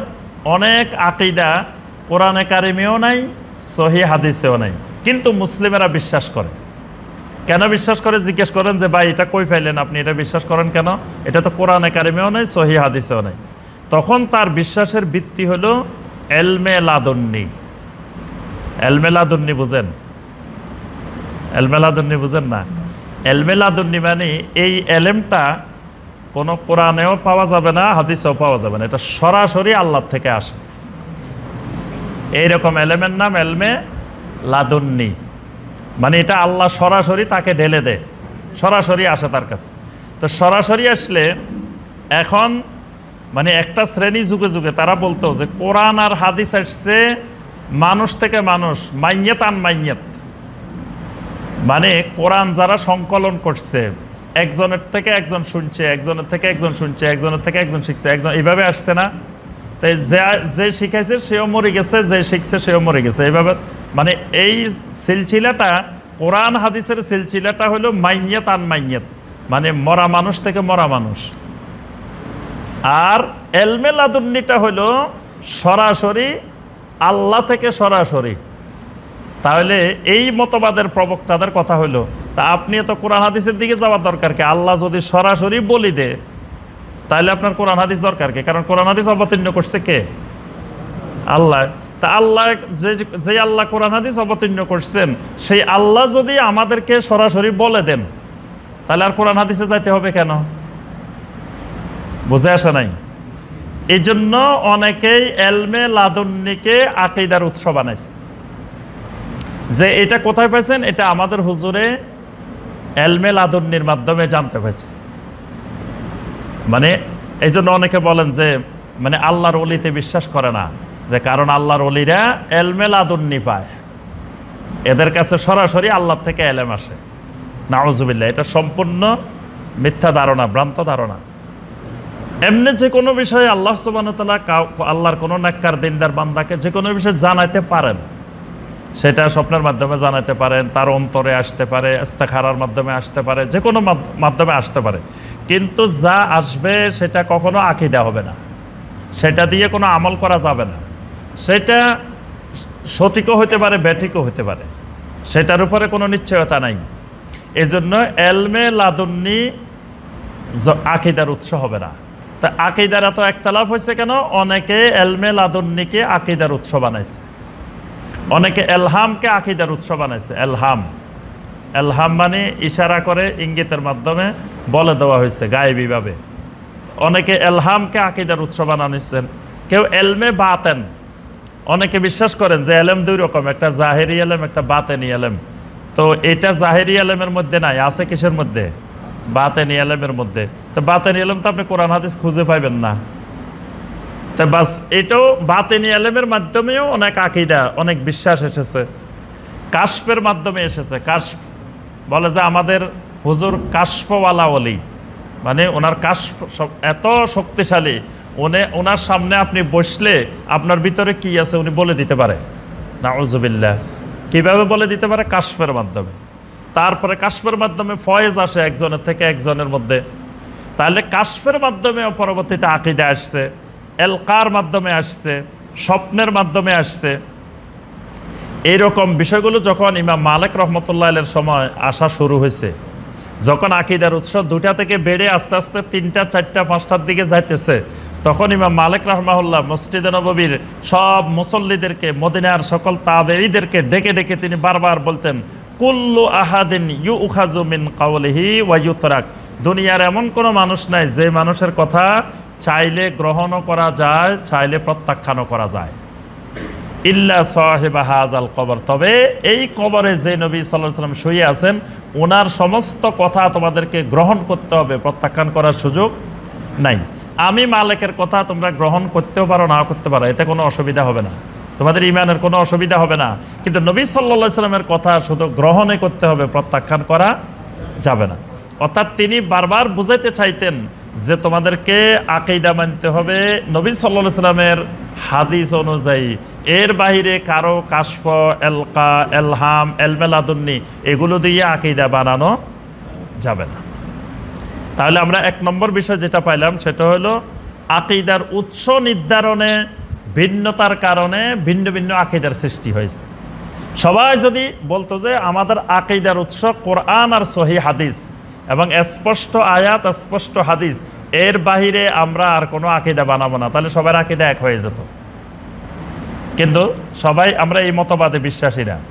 অনেকের কথা হলো না, শুধু কোরআন আর হাদিসের মধ্যে সীমাবদ্ধ না, এটা এলমে লাদুন্নি, কাশফ, এলহাম, এলকা, স্বপ্ন, এগুলোর মাধ্যমেও আকীদা সাব্যস্ত হয়। তাহলে 1 নম্বর মৌলিক পার্থক্য আমরা পাইলাম যে আকীদার উৎসে পার্থক্য হওয়ার কারণে আকীদার মধ্যে পার্থক্য দেখা দিচ্ছে। আসসালামু আলাইকুম ওয়া রাহমাতুল্লাহি ওয়া বারাকাতুহু। 2 নম্বরে আসেন আকল। আল্লাহ পাক মানুষের ভিতরে একটা আকল দিয়েছেন, আকলটা খুবই গুরুত্বপূর্ণ। ইসলাম আকলকে স্বীকার করে, আকলকে ইসলাম অস্বীকার করে না। আকলের প্রয়োজনীয়তা ইসলামে স্বীকৃত, কিন্তু আকল কখনো কোরআন আর সুন্নাহর মোকাবেলায় আকল প্রাধান্য পাবে না। অর্থাৎ কোরআন সুন্নাহ বোঝার ক্ষেত্রে আপনার আকল দিয়ে কোরআন সুন্নাহকে বোঝার ক্ষেত্রে কোনো কিছু আকলে যেটা বুঝে সেটাকে অগ্রাধিকার দেওয়া যাবে না। যখন মানুষ কোরআন সুন্নাহ বোঝার ক্ষেত্রে আকলকে মানদণ্ড নির্ধারণ করবে, তখন সে মৌলিক আকীদা থেকে বিচ্যুত হয়ে যাবে। কারণ কোরআন এবং হাদিসে এমন অনেক আকীদা আছে যেগুলো আকলের সাথে সামঞ্জস্য হয় না, আকলে বুঝে আসে না, আকলের সাথে মিলে না। তো যখনই কেউ আকলকেও আকীদার উৎস বানায়, আকলকেও আকীদার মানদণ্ড বানায়, তখন তার আকীদা নতুন নতুন তৈরি হয়, ভিন্ন ভিন্ন হয়ে যায়। যেমন ধরেন, আপনি যদি জিজ্ঞাসা করেন যে ভাই মহিলারা কি মসজিদে এসে নামাজ পড়তে পারে, আপনি বাংলাদেশে কারো কাছে জিজ্ঞাসা করলেন, কোনো আলেমের কাছে, কোনো মুফতি সাহেবের কাছে জিজ্ঞাসা করলেন যে মহিলারা কি মসজিদে এসে নামাজ পড়তে পারবে, বলবে যে না, কখনো না, মহিলারা মসজিদের ধারে কাছেও আসতে পারবে না, মহিলাদেরকে মসজিদে আনাই যাবে না, এরকম বলবে না। কেন বলবে? যদি জিজ্ঞাসা করেন আল্লাহ রাসূল সাল্লাল্লাহু আলাইহি ওয়াসাল্লাম কোনো হাদিসে মহিলাদেরকে মসজিদে আনতে নিষেধ করছেন কিনা, বলে যে হাদিস বলতে পারবে না, মানে নবী সাল্লাল্লাহু আলাইহি ওয়াসাল্লাম নিষেধ করছেন এরকম কোনো হাদিস নাই। বরং নবী সাল্লাল্লাহু আলাইহি ওয়াসাল্লাম উৎসাহিত করছেন, বলছেন যে খবরদার, নারীরা যদি মসজিদে যেতে চায় তোমরা তাদেরকে বাধা দিও না, স্বামীদেরকে নিষেধ করা হয়েছে, বাধা দিও না। অর্থাৎ উৎসাহ ব্যাপক ব্যঞ্জক অনেক হাদিস আছে, নিষেধাজ্ঞা সূচক কোনো হাদিস নেই। তারপরেও কেন ওলামায়ে কেরাম নিষেধ করে? বলবে যে মহিলারা মসজিদে আসলে ফিতনা সৃষ্টি হবে, মহিলারা মসজিদে আসলে ফিতনা সৃষ্টি হবে। এবং অনেক বড় বড় দেখবেন যে বাংলাদেশের আলেমেরা বলেন যে যারা মসজিদে আনতে চায় নারীদেরকে মসজিদে, তারা নারীদেরকে উপভোগ করতে চায়, নাউজুবিল্লাহ, এরকম কথাও বলে। কারণ কি? তাহলে তাদের এখানে দলিলটা কি? যুক্তি, আকল। এখানে কোরআন হাদিসের যুক্তির বাইরে গিয়ে আকলকে প্রাধান্য দেওয়া হয়েছে, যে হাদিসে যেটাই থাক, কিন্তু আপনি মহিলাদেরকে নারীদেরকে মসজিদে আনলে কি হবে? ফিতনা সৃষ্টি হবে। আকল বলতেছে, যুক্তি বলতেছে এটা সমস্যা, এখানে আপনার এই কাজ করলে আপনার সমস্যা তৈরি হবে। তাহলে এখানে তখন আপনার অসংখ্য মাসালা, এবার আকলকে যখন আপনি অগ্রাধিকার দিবেন, অসংখ্য মাসালা আপনার সাথে আর মিলবে না। কারণ তার কাছে কোরআন হাদিসের চাইতেও আকল বেশি প্রাধান্য পায়, যুক্তি বেশি প্রাধান্য পায়। প্রথম জামাত হয়ে গেছে মসজিদে, আপনি যদি দ্বিতীয় জামাত করতে যান, অনেক মসজিদে আছে আপনাকে দৌড়াইবে, নামাজে পড়তে দিবে না। আমি এক মসজিদে একবার দ্বিতীয় জামাত করতে গেছি, ইমাম সাহেব এসে সবাই নামাজের ভিতরে চিৎকার শুরু করছে, ছাড়েন নামাজ, নামাজে পড়া যাবে না, পড়তেই দিবে না দ্বিতীয় জামাত। তাই কারণ কি? অথচ অসংখ্য হাদিস আমরা পাই, নবী সাল্লাল্লাহু আলাইহি ওয়াসাল্লাম দ্বিতীয় জামাতের প্রতি উৎসাহিত করেছেন। উনি নিষেধ করতেছেন কেন? ওনার এখানে দলিল হলো আকল, যুক্তি। উনি বলে যে দ্বিতীয় জামাত করার সুযোগ দিলে মুসল্লিরা আর প্রথম জামাতে আসবে না। দ্বিতীয় জামাতের যদি আপনি সুযোগ দেন, তাহলে মুসল্লিরা কি করবে? বাড়িতে বসে থাকবে, কবে যে দ্বিতীয় জামাতেরও তো সুযোগ আছে, তৃতীয় জামাতেরও সুযোগ আছে। তাহলে এখানে নিষেধাজ্ঞার দলিলটা কি? আকল, আকলের কারণে নিষেধ করতেছে। আচ্ছা, আল্লাহ সুবহানাহু ওয়া তাআলা পৃথিবীতে কোনো মানুষকে হকের একমাত্র মানদণ্ড বানান নাই, যে ওনাকে অনুসরণ করলে হক পাইবা, ওনাকে অনুসরণ না করলে তোমরা হকের বাইরে চলে গেছো। এরকম কোনো মানুষকে নবী সাল্লাল্লাহু আলাইহি ওয়াসাল্লামের পরে আর কাউকে এরকম বানানো হয়েছে যে এই লোকটাকে মানতেই হবে? তাহলে যখন আপনি বলবেন যে ভাই আপনি তো বললেন 4 মাযহাব হক, তো 4 মাযহাবের হক মাযহাব সবগুলা, তো হক মাযহাবের আমলও তো হক, কি বলেন? 4 মাযহাব যদি হক হয়, তাহলে 4 মাযহাবের যত আমল আছে সব হক না? হক মাযহাবের ভিতরে বাতিল তো থাকতে পারে না। তাহলে যিনি রাফলি আদান করতেছেন এটাও তো হক মাযহাবের মধ্যেই আছে, শাফি মাযহাবে আছে, মালিকি মাযহাবে আছে, আছে না? তা আপনি সেটা বাধা দিচ্ছেন কেন? তারা তো আপনি হককে বাধা দিচ্ছেন, কি বলেন? এখন ওনার দলিল আছে, ওনার দলিল হলো যে মানুষকে যদি 4 মাযহাব একসাথে অনুসরণ করার সুযোগ দেওয়া হয়, তো মানুষ সুবিধাবাদী হয়ে যাবে। তাহলে এই দলিলটা কি দলিল? আকলি দলিল, যুক্তিগত দলিল। কোরআন হাদিস বলছে কোনো ব্যক্তিকে তুমি একমাত্র তাকলিদ করিও না, কারণ এক ব্যক্তির মধ্যে হক সীমাবদ্ধ রাখেন নাই আল্লাহ সুবহানাহু ওয়া তাআলা। শাইখ উসাইমিন রাহমাহুল্লাহ বলছেন যে 4 মাযহাবের মধ্যেও হক সীমাবদ্ধ না। শাইখ উসাইমিন রাহমাহুল্লাহর ফতোয়া, তিনি বলছেন যে কেউ যদি মনে করে 4 মাযহাবের মধ্যে হক সীমাবদ্ধ, তাও এটা ভুল, ভ্রান্ত দলালা। 4 মাযহাবের মধ্যে আল্লাহ ইসলামকে সীমাবদ্ধ করেন নাই। আল্লাহর দিন, তিনি বলছেন যে এই 4 মাযহাবের বাহিরেও আরো অসংখ্য মাযহাব আছে, অসংখ্য ইমাম আছে, অসংখ্য ওলামায়ে আহলুল ইলম ছিলেন যুগে যুগে। অর্থাৎ এলেমকে নির্দিষ্ট দল, নির্দিষ্ট মাযহাব, নির্দিষ্ট মতবাদের মধ্যে হককে সীমাবদ্ধ করা যাবে না, এলেমকে সীমাবদ্ধ করা যাবে না। কিন্তু কেউ কেউ সীমাবদ্ধ করে নিচ্ছেন। কেন নিচ্ছেন? কোন দলিলের ভিত্তিতে? আকলি দলিলের ভিত্তিতে। যে 4 মাযহাবের সুযোগ দিলে তাহলে তো সে আপনার ইত্তেবাউল হাওয়া শুরু করবে, তার কাছে যেটা সুবিধা মনে হবে সেটা গ্রহণ করবে, কষ্টদায়কটা বাদ দিয়ে সুবিধাবাদী হয়ে যাবে। তাহলে আমার এই দলিলটা এটা হলো কি যুক্তি? আকলি যুক্তি। তাহলে এই জন্য খেয়াল রাখতে হবে যে এই আকীদার ভিন্নতা, মতের ভিন্নতা, বিভিন্ন রকম মত হয় কেন? মত হয় যখন কেউ তার আকীদার মানদণ্ড ঠিক করবে কোরআন আর সহিহ হাদিস, সেটা আমার আকল মানদণ্ড না। আকলে বুঝে আসতেও পারে, নাও আসতে পারে। আকলে মনে হইতেছে এটা খুব ভালো হবে, কিন্তু বাস্তবে এটা ভালো নাও হতে পারে। অর্থাৎ আকল দিয়ে ভালো মন্দ নির্ধারণ না, বরং কোরআন সুন্নাহ দিয়ে ভালো মন্দ নির্ধারণ। এটা হলো 2 নম্বর পয়েন্ট। এই আকলি দলিলটা অসংখ্য আকীদা সমস্যা তৈরি করছে। আকল আজকেও দেখবেন বিভিন্ন বাতিল ফেরকা এই আকলের কথা বলে বলে এমন এমন উদ্ভট উদ্ভট আকীদা নীতিমালা তৈরি করে, শুধু আকলের দোহাই দিয়ে, আকলের যুক্তি দিয়ে, আকল দিয়ে কোরআনের তাফসীর করে। মুতাজিলারা কোরআনের তাফসীর করতো আকল দিয়ে। আজকের জামানায়ও অনেকে কোরআনের তাফসীর করে আকল দিয়ে। এজন্য ওই সূরা আল ফিলের অনুবাদ করতে যায় লেখে যে ওয়া আরসালা আলাইহিম তায়রান আবাবিল, যে আল্লাহ পাক যাকে যাকে কি পাঠিয়েছেন না, তার অনুবাদ লিখছেন যে আল্লাহ পাক যাকে যাকে বিমান পাঠিয়েছেন, যে যুদ্ধ বিমান পাঠিয়েছেন। হ্যাঁ, আবার আল্লাহ পাক তারপরে আল্লাহ সুবহানাহু ওয়া তাআলা বলছেন ওয়া আরসালা আলাইহিম তায়রান আবাবিল তারমিহিম বিহিজারাতিম মিন সিজ্জিল। এটাকে অনুবাদ করছেন যে আল্লাহ পাক বোমা নিক্ষেপ করছেন। এটা নাকি যুগের জ্ঞানের আলোকে তাফসীর, নাউযুবিল্লাহ। এটা যুগের জ্ঞানের আলোকে ঈমান নষ্ট করার তাফসীর। তাহলে এই যে বিভ্রান্তিগুলো তৈরি হয়েছে কিসের কারণে? আকলকে প্রাধান্য দেওয়ার কারণে। যুগে যুগে এরকম অসংখ্য ফেরকা, তাদের মূল বিষয় ছিল আকল। 3 নম্বর, ওহী বুঝার ক্ষেত্রে মানদণ্ড কি হবে? মানে কোরআনে কারিমের একটা আয়াত আপনি বুঝতেছেন না, এখন বোঝা দরকার, কার মতো আপনাকে বোঝা লাগবে? একটা হাদিস আপনি বুঝতেছেন না, এই বুঝটা কার মতো বোঝা লাগবে? এরকম একটা মানদণ্ড তো থাকতে হবে। না হয় সবাই নিজের নিজের মতো করে বুঝতে থাকলে তখন বুঝটা 100 রকমের হয়ে যাবে, 200 রকমের হয়ে যাবে। এই ক্ষেত্রে আকীদার মৌলিক একটা পার্থক্য, যে কোরআন এবং সুন্নাহ বোঝার ক্ষেত্রেও ওই নবী সাল্লাল্লাহু আলাইহি ওয়াসাল্লাম এবং সাহাবায়ে কেরাম যেভাবে বুঝছেন কোরআন সুন্নাহকে সেভাবে বুঝতে হবে। এর বাহিরে যখনই বুঝতে যাবেন তখনই দেখবেন যে নতুন নতুন আকীদা, নতুন নতুন বিষয় আপনার তৈরি হবে, যেগুলোর সাথে আপনার খাপ খাবে না, মিলাইতে পারবেন না।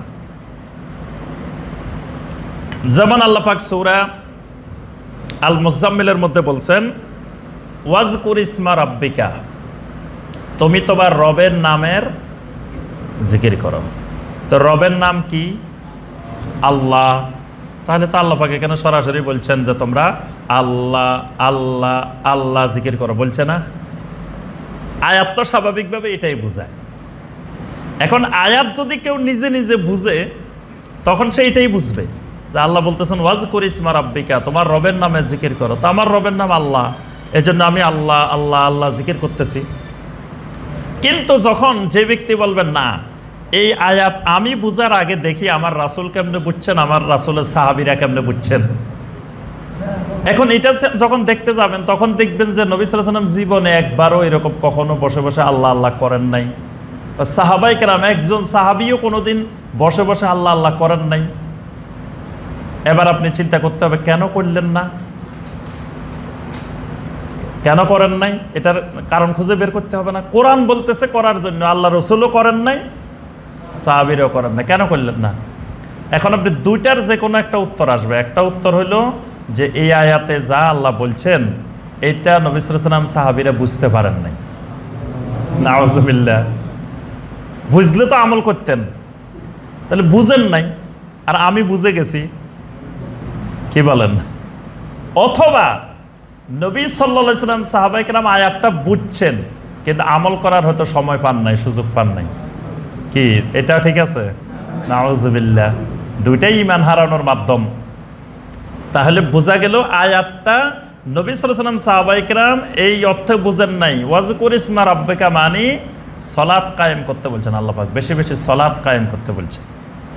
জিকির মানে এখানে সালাত। কোরআনে কারিমে যেখানে ফাসাব্বিহ বিহামদি রাব্বিকা বলবে, ফাসাব্বিহ বিহামদি রাব্বিকা ওয়াস্তাগফির, এই ফাসাব্বিহ বিহামদি রাব্বিকা মানে সালাত। এখানে সুবহানাল্লাহ আলহামদুলিল্লাহ পড়তে বলা হয়নি। তাসবিহ মানে এখানে সালাত, হামদ মানে সালাত। কোরআনে কারিমে সালাতকে আল্লাহ পাক বিভিন্ন ভাষায় বলছেন। জিকির মানে সালাত, কারণ সালাতের মধ্যে সব জিকিরের সমাহার। তাহলে আমি এই একটা উদাহরণ দিলাম যে মানে ওহী বুঝতে হলে, কোরআন সুন্নাহ বুঝতে হলে সাহাবীরা কেমনে বুঝছেন সেভাবে বুঝতে হবে। এর বাহিরে যদি আমি স্বাভাবিক অর্থ নিয়ে নিজে নিজে বোঝা শুরু করি, তখন দেখবেন যে আমার মাধ্যমে অসংখ্য নতুন নতুন আকীদা তৈরি হবে, অসংখ্য নতুন নতুন আমল তৈরি হবে। কারণ আমি কোরআন হাদিসকে তাদের মতো বুঝতেছি না, নিজের মতো বুঝতেছি বা অন্য কারো মতো বুঝতেছি। 4 নম্বর মানদণ্ড আকীদার মৌলিক পার্থক্য সিফাতুল্লাহি আযজা ওয়া জাল্লা, আল্লাহর সিফাতগুলা।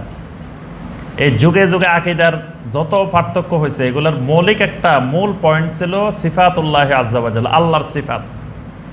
আল্লাহ সুবহানাহু ওয়া তাআলার সিফাতের ব্যাপারে আহলুস সুন্নাহ ওয়াল জামাতের আকীদা হলো আল্লাহর সিফাত তো আমরা বুঝি নাকি?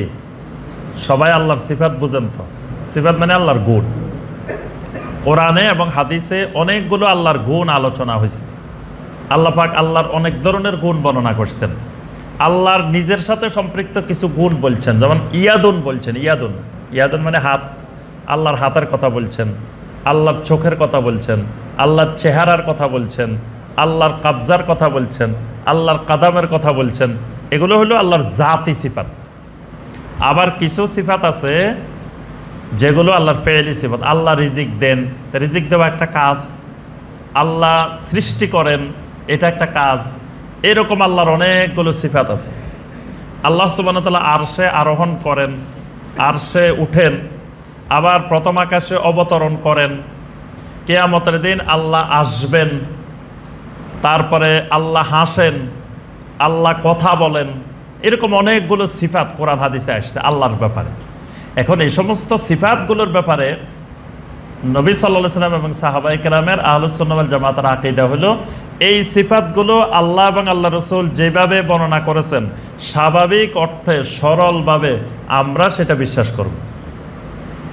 এটার কোনো ব্যাখ্যাও করব না, এটাকে অস্বীকারও করব না। আল্লাহ বলছেন আমার আপনার অস্বীকার করার অধিকার নাই। আল্লাহ বলছেন এটাকে আমি আপনি ব্যাখ্যা করার অধিকার নাই। আল্লাহ বলছেন হাত, আমি এই কথা বলার অধিকার নাই। না না, আল্লাহর হাত কেমনে থাকা? হাত মানে আল্লাহর শক্তি, আল্লাহর কুদরত, কুদরতি হাত। এটা ব্যাখ্যা করার অধিকার আমার আপনার নাই, কারণ এই কুদরতি হাত ব্যাখ্যা দেওয়ার অধিকার আপনাকে কে দিছে? অর্থাৎ যেভাবে বলা হয়েছে ঠিক সেইভাবে বিশ্বাস করতে হবে। কিন্তু হাত মানে আল্লাহর হাত কিরকম এটা আল্লাহ জানেন, আমরা জানি না। আল্লাহ যেরকম আল্লাহর হাতও সেরকম, কোনো মাখলুকের মতো আল্লাহর হাত নয়। অর্থাৎ আল্লাহর সিফাতগুলোকে কোনো মাখলুকের মতো বানানো যাবে না, আবার আল্লাহর সিফাতগুলোকে অস্বীকারও করা যাবে না, আল্লাহর সিফাতগুলোর ব্যাখ্যাও দেওয়া যাবে না। এজন্য আল্লাহ সুবহানাহু ওয়া তাআলা কেউ যদি প্রশ্ন করে আল্লাহ কি আকার আছে নাকি নিরাকার, কি বলতে হবে? না, এইভাবেও বলা যাবে না। আকারও বলবো না, নিরাকারও বলবো না, কোনোটারে দরকার নাই। মানে আকার বলার দরকার নাই, নিরাকারও বলার দরকার নেই। আল্লাহ সুবহানাহু ওয়া তাআলা আল্লাহর সিফাত সহ বিদ্যমান, মানে আল্লাহ আল্লাহর সিফাত সহ বিদ্যমান। আল্লাহর সিফাতগুলো আকার নাও তো হইতে পারে। মানে আল্লাহ হাত বলছেন, হাতটা কিরকম আমরা তো কিছুই জানি না। হাতটারে আপনি আকারও বলতে পারেন না, নিরাকারও বলতে পারেন না। হাত হাত, আল্লাহর ইয়াত আল্লাহর ইয়াত। এই আকীদা কিন্তু খুব সূক্ষ্ম আকীদা। আল্লাহর চেহারা আল্লাহর চেহারা, এই চেহারাটা কি আকার না আকার না, এটা আমরা কিছুই জানি না এই ব্যাপারে। এবং নবী সাল্লাল্লাহু আলাইহি সাল্লাম এই ব্যাপারে কোনো ব্যাখ্যা আমাদের সামনে তুলে ধরেন নাই। তাহলে আমরা জানার আর মাধ্যম কি? আর কোনো সোর্স নাই। এজন্য আল্লাহ পাক যেভাবে বলছেন আল্লাহর চেহারা আল্লাহর চেহারা, এটা আল্লাহর সিফাত, এটা আল্লাহর আকার না। এটা আল্লাহর কি? সিফাত। আল্লাহর গুণ, এটা আল্লাহর আকার না। এই আকার প্রমাণ করতে গিয়ে বিশাল সংখ্যক মুসলিম যুগে যুগে বিভ্রান্ত হয়েছে। এদেরকে বলা হয় মুজাসসিমা, মুশাব্বিহা। এরা আল্লাহর আকার নির্ধারণ করে, দেহ নির্ধারণ করে, আল্লাহর মাখলুকের সাথে তাসবিহ তুলনা করে। আবার আরেক গ্রুপ পুরোপুরি আল্লাহর আকারকে অস্বীকার করে। এবং যারা আল্লাহর সিফাতের ব্যাখ্যা করে তারাও কিন্তু আল্লাহর আকারে বিশ্বাসী হয়ে তারপরে ব্যাখ্যা করে। মানে প্রথম যখন শুনে যে আল্লাহর হাত, এখন সে বলে কি যে না, আল্লাহর হাত মানে আল্লাহর কুদরতি হাত। কেন কুদরতি হাত বলছে? তার কুদরতি বলাটার দরকার হইল কেন? সে কুদরতি বলছে কেন? নিশ্চয় একটা কারণ তো আছে। কারণটা হলো আল্লাহর হাত বলার সাথে সাথে সে মনে করতেছে এরকম একটা হাত। প্রথমে আল্লাহর একটা আকার সে ধারণা করে নিছে, ধারণা করে তারপরে বলতেছে না না, আকার তো হইতে পারে না, আল্লাহ তো নিরাকার। বাস এবার কয় না, তাহলে আল্লাহর কুদরতি হাত। তাহলে এই লোক কিন্তু আগে আল্লাহর আকার স্বীকার করে নিছে, আল্লাহর আকার ধারণা করে নিছে তার ভিতরে, তারপরে যাই ব্যাখ্যা দিছে। এই জন্য এটাও ভ্রান্ত মতবাদ যে সে প্রথমে আকার ঠিক করে তারপরে আকার অস্বীকার করতেছে। আকারে যদি নির্ধারণ না করে তাহলে তো অস্বীকার করার, ব্যাখ্যা করার দরকার ছিল না। তাহলে আমি সংক্ষেপে মূল এক কথায় যেটা বললাম যে আল্লাহর সিফাত কেন্দ্রিক এই যুগে যুগে এই একতলাপগুলো তৈরি হয়েছে। আজও বাংলাদেশে দেখবেন যে মুসলিমদের মধ্যে আল্লাহর সিফাত নিয়ে বিভিন্ন রকম মত আছে। আল্লাহ সম্পর্কে আকীদাই এখনো পরিষ্কার হয়নি। এক একজন আল্লাহ সম্পর্কে এক এক রকম আকীদা পোষণ করে। আল্লাহ সম্পর্কে যার যত বেশি জ্ঞান সে আল্লাহকে তত বেশি ভয় করে। ইন্নামা ইয়াখশাল্লাহ মিন ইবাদিহিল উলামা। আল্লাহ পাক বলছেন যারা আমার সম্পর্কে যত বেশি জানে তারা আমাকে তত বেশি ভয় করে। তাহলে আল্লাহ সম্পর্কে জানার ব্যাপারেই এখনো আমরা স্পষ্ট হইতে পারিনি। আল্লাহর কি, আল্লাহ কোথায়, বা আল্লাহ যে সমস্ত সিফাতের কথা কোরআন হাদিসে আসছে, তারপরে আল্লাহর এলেম, আল্লাহর কুদরত, আল্লাহর দৃষ্টি, এগুলোর পরিধি কেমন, এগুলো সম্পর্কে আল্লাহ সম্পর্কে অনেক জ্ঞানের দরকার। এই জ্ঞান না আসার কারণে আমাদের মধ্যে অসংখ্য ফেরকা, গ্রুপ, দলাদলি, আকীদার পার্থক্য তৈরি হয়। 5 নম্বর, খোলাফায়ে রাশেদিন, সাহাবায়ে কেরাম, আহলে বায়ত, এদেরকে নিয়ে আকীদার বিশাল বিভ্রান্তি যুগে যুগে তৈরি হয়েছে। খোলাফায়ে রাশেদিনকে মেনে নেওয়া উম্মতের উপর ওয়াজিব। 4 খলিফাকে খোলাফায়ে রাশেদিন মেনে নিতেই হবে। কারণ তাদের ব্যাপারে নবী সাল্লাল্লাহু আলাইহি ওয়াসাল্লাম বলছেন আলাইকুম বিসুন্নতি ওয়া সুন্নাতিল খুলাফায়ে রাশেদিন আল মাহদিয়্যিন। তোমাদের জন্য আমি রেখে গেলাম আমার সুন্নত এবং খোলাফায়ে রাশেদিন, হেদায়েতপ্রাপ্ত খোলাফায়ে রাশেদিনদের সুন্নত। তাহলে নবী সাল্লাল্লাহু আলাইহি ওয়াসাল্লাম স্বীকৃতি দিয়ে গেছেন এই খোলাফায়ে রাশেদিন। খোলাফায়ে রাশেদিনের একজনকে অস্বীকার করলেও কুফরি হবে, ঈমান চলে যাবে। কেউ যদি 4 জনের একজন, ওমর রাদিয়াল্লাহু তাআলা আনহুকে অস্বীকার করে, ওসমান রাদিয়াল্লাহু তাআলা আনহুকে অস্বীকার করে, তার ঈমান থাকবে না। তাহলে এই খোলাফায়ে রাশেদিন কেন্দ্রিক এই বিভ্রান্তিগুলো তৈরি হয়েছে, আকীদার একতলাপ তৈরি হয়েছে। এক গ্রুপ আছে শিয়ারা 3 জনকেই মানে না। আবার শিয়াদের মধ্যে একটা গ্রুপ আছে শিয়া জায়েদিয়ারা আবু বকর ওমরকে মানে, ওসমানকে মানে না। এরকম বিভিন্ন ফেরকা খোলাফায়ে রাশেদিন কেন্দ্রিক বিভক্ত হয়েছে, সাহাবায়ে কেরাম কেন্দ্রিক বিভক্ত হয়েছে। শিয়াদের মতে সাহাবীদের অধিকাংশই মুরতাদ হয়ে গেছে, নাউযুবিল্লাহ। কিয়ামতের দিন নবী সাল্লাল্লাহু আলাইহি ওয়াসাল্লামের সামনে যখন হাউজে কাউসারে পানি পান করতে আসবে, নবী সাল্লাল্লাহু আলাইহি ওয়াসাল্লাম বলছেন যে একটা দল আসবে যাদেরকে ফেরেশতারা বাধা দিবে। তখন নবী সাল্লাল্লাহু আলাইহি ওয়াসাল্লাম বলবেন হাউলাই আসহাবি, এরা তো আমার আসহাবি, বলছেন সাহাবি। তো তখন ফেরেশতারা বলবে ইন্নাকা লা তাদরি মা আহাদাসু বাদাক, আপনি জানেন না এরা আপনার পরে কি কি তৈরি করছে। শিয়ারা এই হাদিস দিয়ে দলিল দেয় সাহাবীরা কেউ হাউজে কাউসারে পানি পাবে না, নবী সাল্লাল্লাহু আলাইহি ওয়াসাল্লামের কাছেও আসতে পারবে না, নাউযুবিল্লাহ। অর্থাৎ এই সাহাবায়ে কেরামকে মহব্বত করা ঈমানের অংশ। সাহাবায়ে কেরামের প্রতি সুধারণা, সাহাবায়ে কেরামকে ভালোবাসা, এটা ঈমান। সাহাবায়ে কেরামের প্রতি কোনো কুধারণা, খারাপ ধারণা, এটা কুফরি। আহলে বায়েত কেন্দ্রিক বিভ্রান্তি। আহলে বায়েতের সংখ্যা বিশাল। আহলে বায়েতের মধ্যে আপনার 1 নম্বরে নবী সাল্লাল্লাহু আলাইহি ওয়াসাল্লামের সকল স্ত্রীরা নবী সাল্লাল্লাহু আলাইহি ওয়াসাল্লামের আহলে বায়েত। নবী সাল্লাল্লাহু আলাইহি ওয়াসাল্লামের সকল ছেলেরা তো মারা গেছেন, মেয়েরা যতজন ছিলেন এই মেয়েদের বংশধর যা ছিল সবাই আহলে বায়েত কিয়ামত পর্যন্ত। 3 নম্বরে বনু হাশেমের সবাই আহলে বায়েত। বনু হাশেমের মধ্যে আলে আলী, আলী রাদিয়াল্লাহু তাআলার বংশধর, জাফর রাদিয়াল্লাহু তাআলার বংশধর, আকিল রাদিয়াল্লাহু তাআলার বংশধর, আব্বাস রাদিয়াল্লাহু তাআলার বংশধর, হারিস বিন আব্দুল মুত্তালিব রাদিয়াল্লাহু তাআলার বংশধর। এই বংশগুলো কিয়ামত পর্যন্ত এরা আহলে বায়েত। তারপরে বনু মুত্তালিবের সবাই যত ইমানদার থাকবে সব আহলে বায়েত। এবং বনু হাশেম, বনু মুত্তালিবের যত গোলাম ছিল, গোলামদের বংশধররাও আহলে বায়েত। তাহলে আহলে বায়েত তো বিশাল। তবে আহলে বায়েত যদি কখনো সুন্নাহর মুখালেফ হয়ে যায়, বেদাতি হয়ে যায়, তাহলে তাকে মহব্বত করা যাবে না। যারা সুন্নতের উপরে পরিপূর্ণ ইত্তেবা করবে তাদেরকে ভালোবাসা ইমানদারদের জন্য ওয়াজিব, মহব্বত করতে হবে, তাদের জন্য দোয়া করতে হবে। এই আহলে বায়েতকে শিয়ারা সীমাবদ্ধ করছে, 5 জনে নিয়ে আসছে, পাক পাঞ্জাতন বানাইছে তারা, যে আলী রাদিয়াল্লাহু তাআলা আনহু, ফাতেমা রাদিয়াল্লাহু তাআলা আনহা, হাসান এবং হুসাইন রাদিয়াল্লাহু তাআলা আনহুমা, 5 জনকে নিয়ে এসে বাকি সবাইকে আহলে বায়েত থেকে বের করে দিছে। তাহলে এই আহলে বায়েত কেন্দ্রিকও আকীদার মৌলিক পার্থক্য আছে অনেকগুলো বিষয়। আচ্ছা, 6 নম্বর আসেন তাকফির। তাকফির একটা আকীদার মৌলিক গুরুত্বপূর্ণ বিষয়, ইখতিলাফের মূল বিষয়। তাকফির মানে কাফের বানাই দেওয়া, যাকে আমি পছন্দ করি না তাকে কাফের বানাই দেওয়া। এই প্রবণতাটা যুগে যুগে মুসলিমদের মধ্যে কাজ করছে, আজও কাজ করে। কাফের বানানোর জন্য কি করা হতো? কাফের বানানোর জন্য 3টা পদ্ধতি অনুসরণ করা হতো। একটা হলো ইমানের অংশ নয় সেটারে ইমানের অংশ বানাইতো, বা কুফরি নয় এরকম জিনিসকে কুফরি বানাইতো।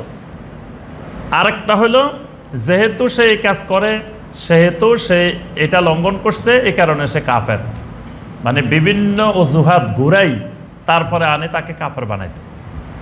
এরকম যুগে যুগে বানানো হয়েছে, আজও বানানো হয়। দেখবেন যে যাকে পছন্দ করে না, যার সাথে মিললে, যাকে দেখতে পারে না, তাকে বিভিন্ন অজুহাতে কাফের বানানোর চেষ্টা করে। এই অথচ আমি একটু আগে বলছি আলী রাদিয়াল্লাহু তাআলার বিরুদ্ধে যুদ্ধ করতে আসছে, তাও তাদেরকে আলী রাদিয়াল্লাহু তাআলা কাফের বলেননি। অর্থাৎ একজন মুসলিম যতক্ষণ ইসলামের স্বীকৃতি দিবে ততক্ষণ তাকে কাফের বানানো যাবে না। অথচ এই তাকফিরি ফিতনা যুগে যুগে ছিল, মুসলিমদেরকে কাফের বানানো, শাসকদেরকে কাফের বানায় দিত। শাসকরা একটু এলোমেলো হইলে কাফের হয়ে যেত, এরকম যুগে যুগে দেখা যেত। তখন শাসকদেরকে তাগুত বানাইতো, কাফের বানাইতো। বানাই যুগে যুগে কিছু মুসলিম ছিল, এরা কখনো কাফেরের বিরুদ্ধে জিহাদ করতে যাইতো না, এরা সবসময় মুসলমানের বিরুদ্ধে জিহাদে লাগে থাকতো।